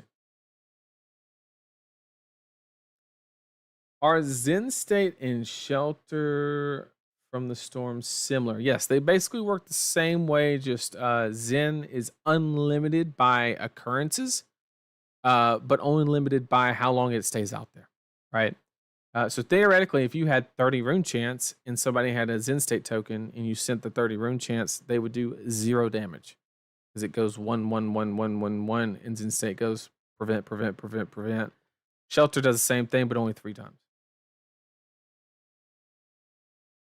It doesn't really prevent Arachne discard effect. That is true.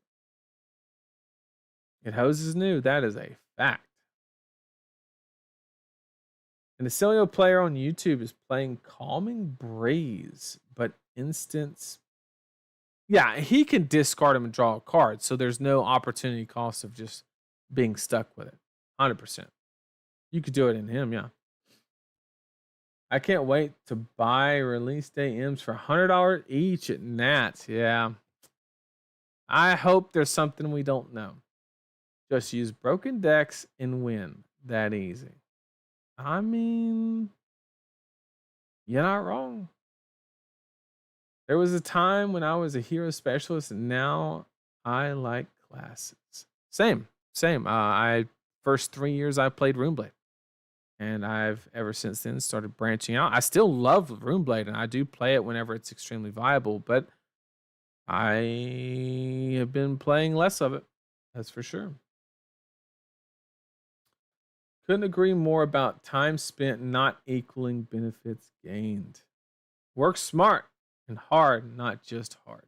Otherwise, just practicing, reinforcing mistakes. Very, very well said. Shelter is an M because it's terrible for limited. Okay, so maybe that's the solution, right? No, yeah, okay. So it's the same philosophy, right? Where they didn't want.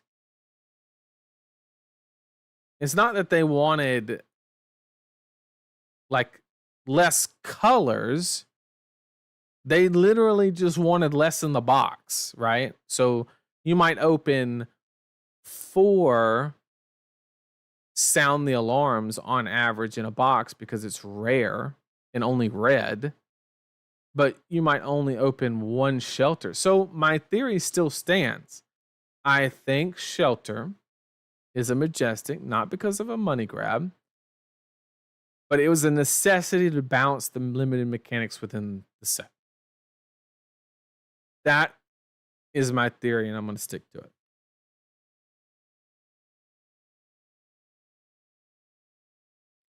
After opening like 15 cases with my store, I can say there are at least not short printed or hard to pull. Calming Breeze is a rare that's just red. Yeah, just like Sound the Alarm. Yep, you're right.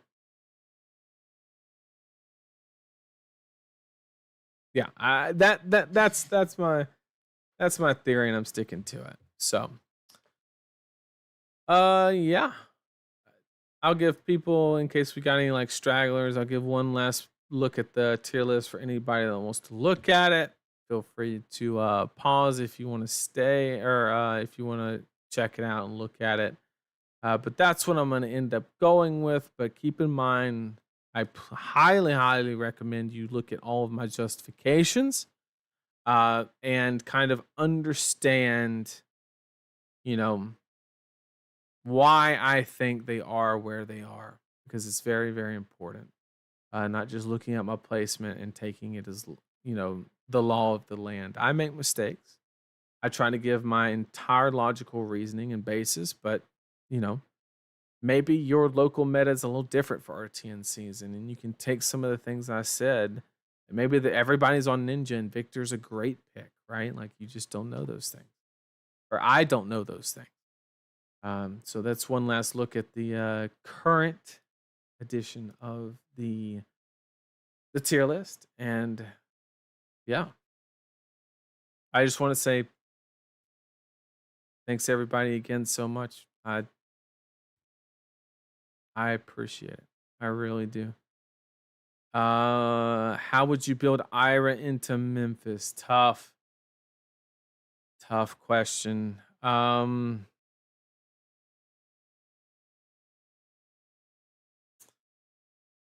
It would have to be Giga one way or Giga the other way. Like I wouldn't play anywhere in the middle.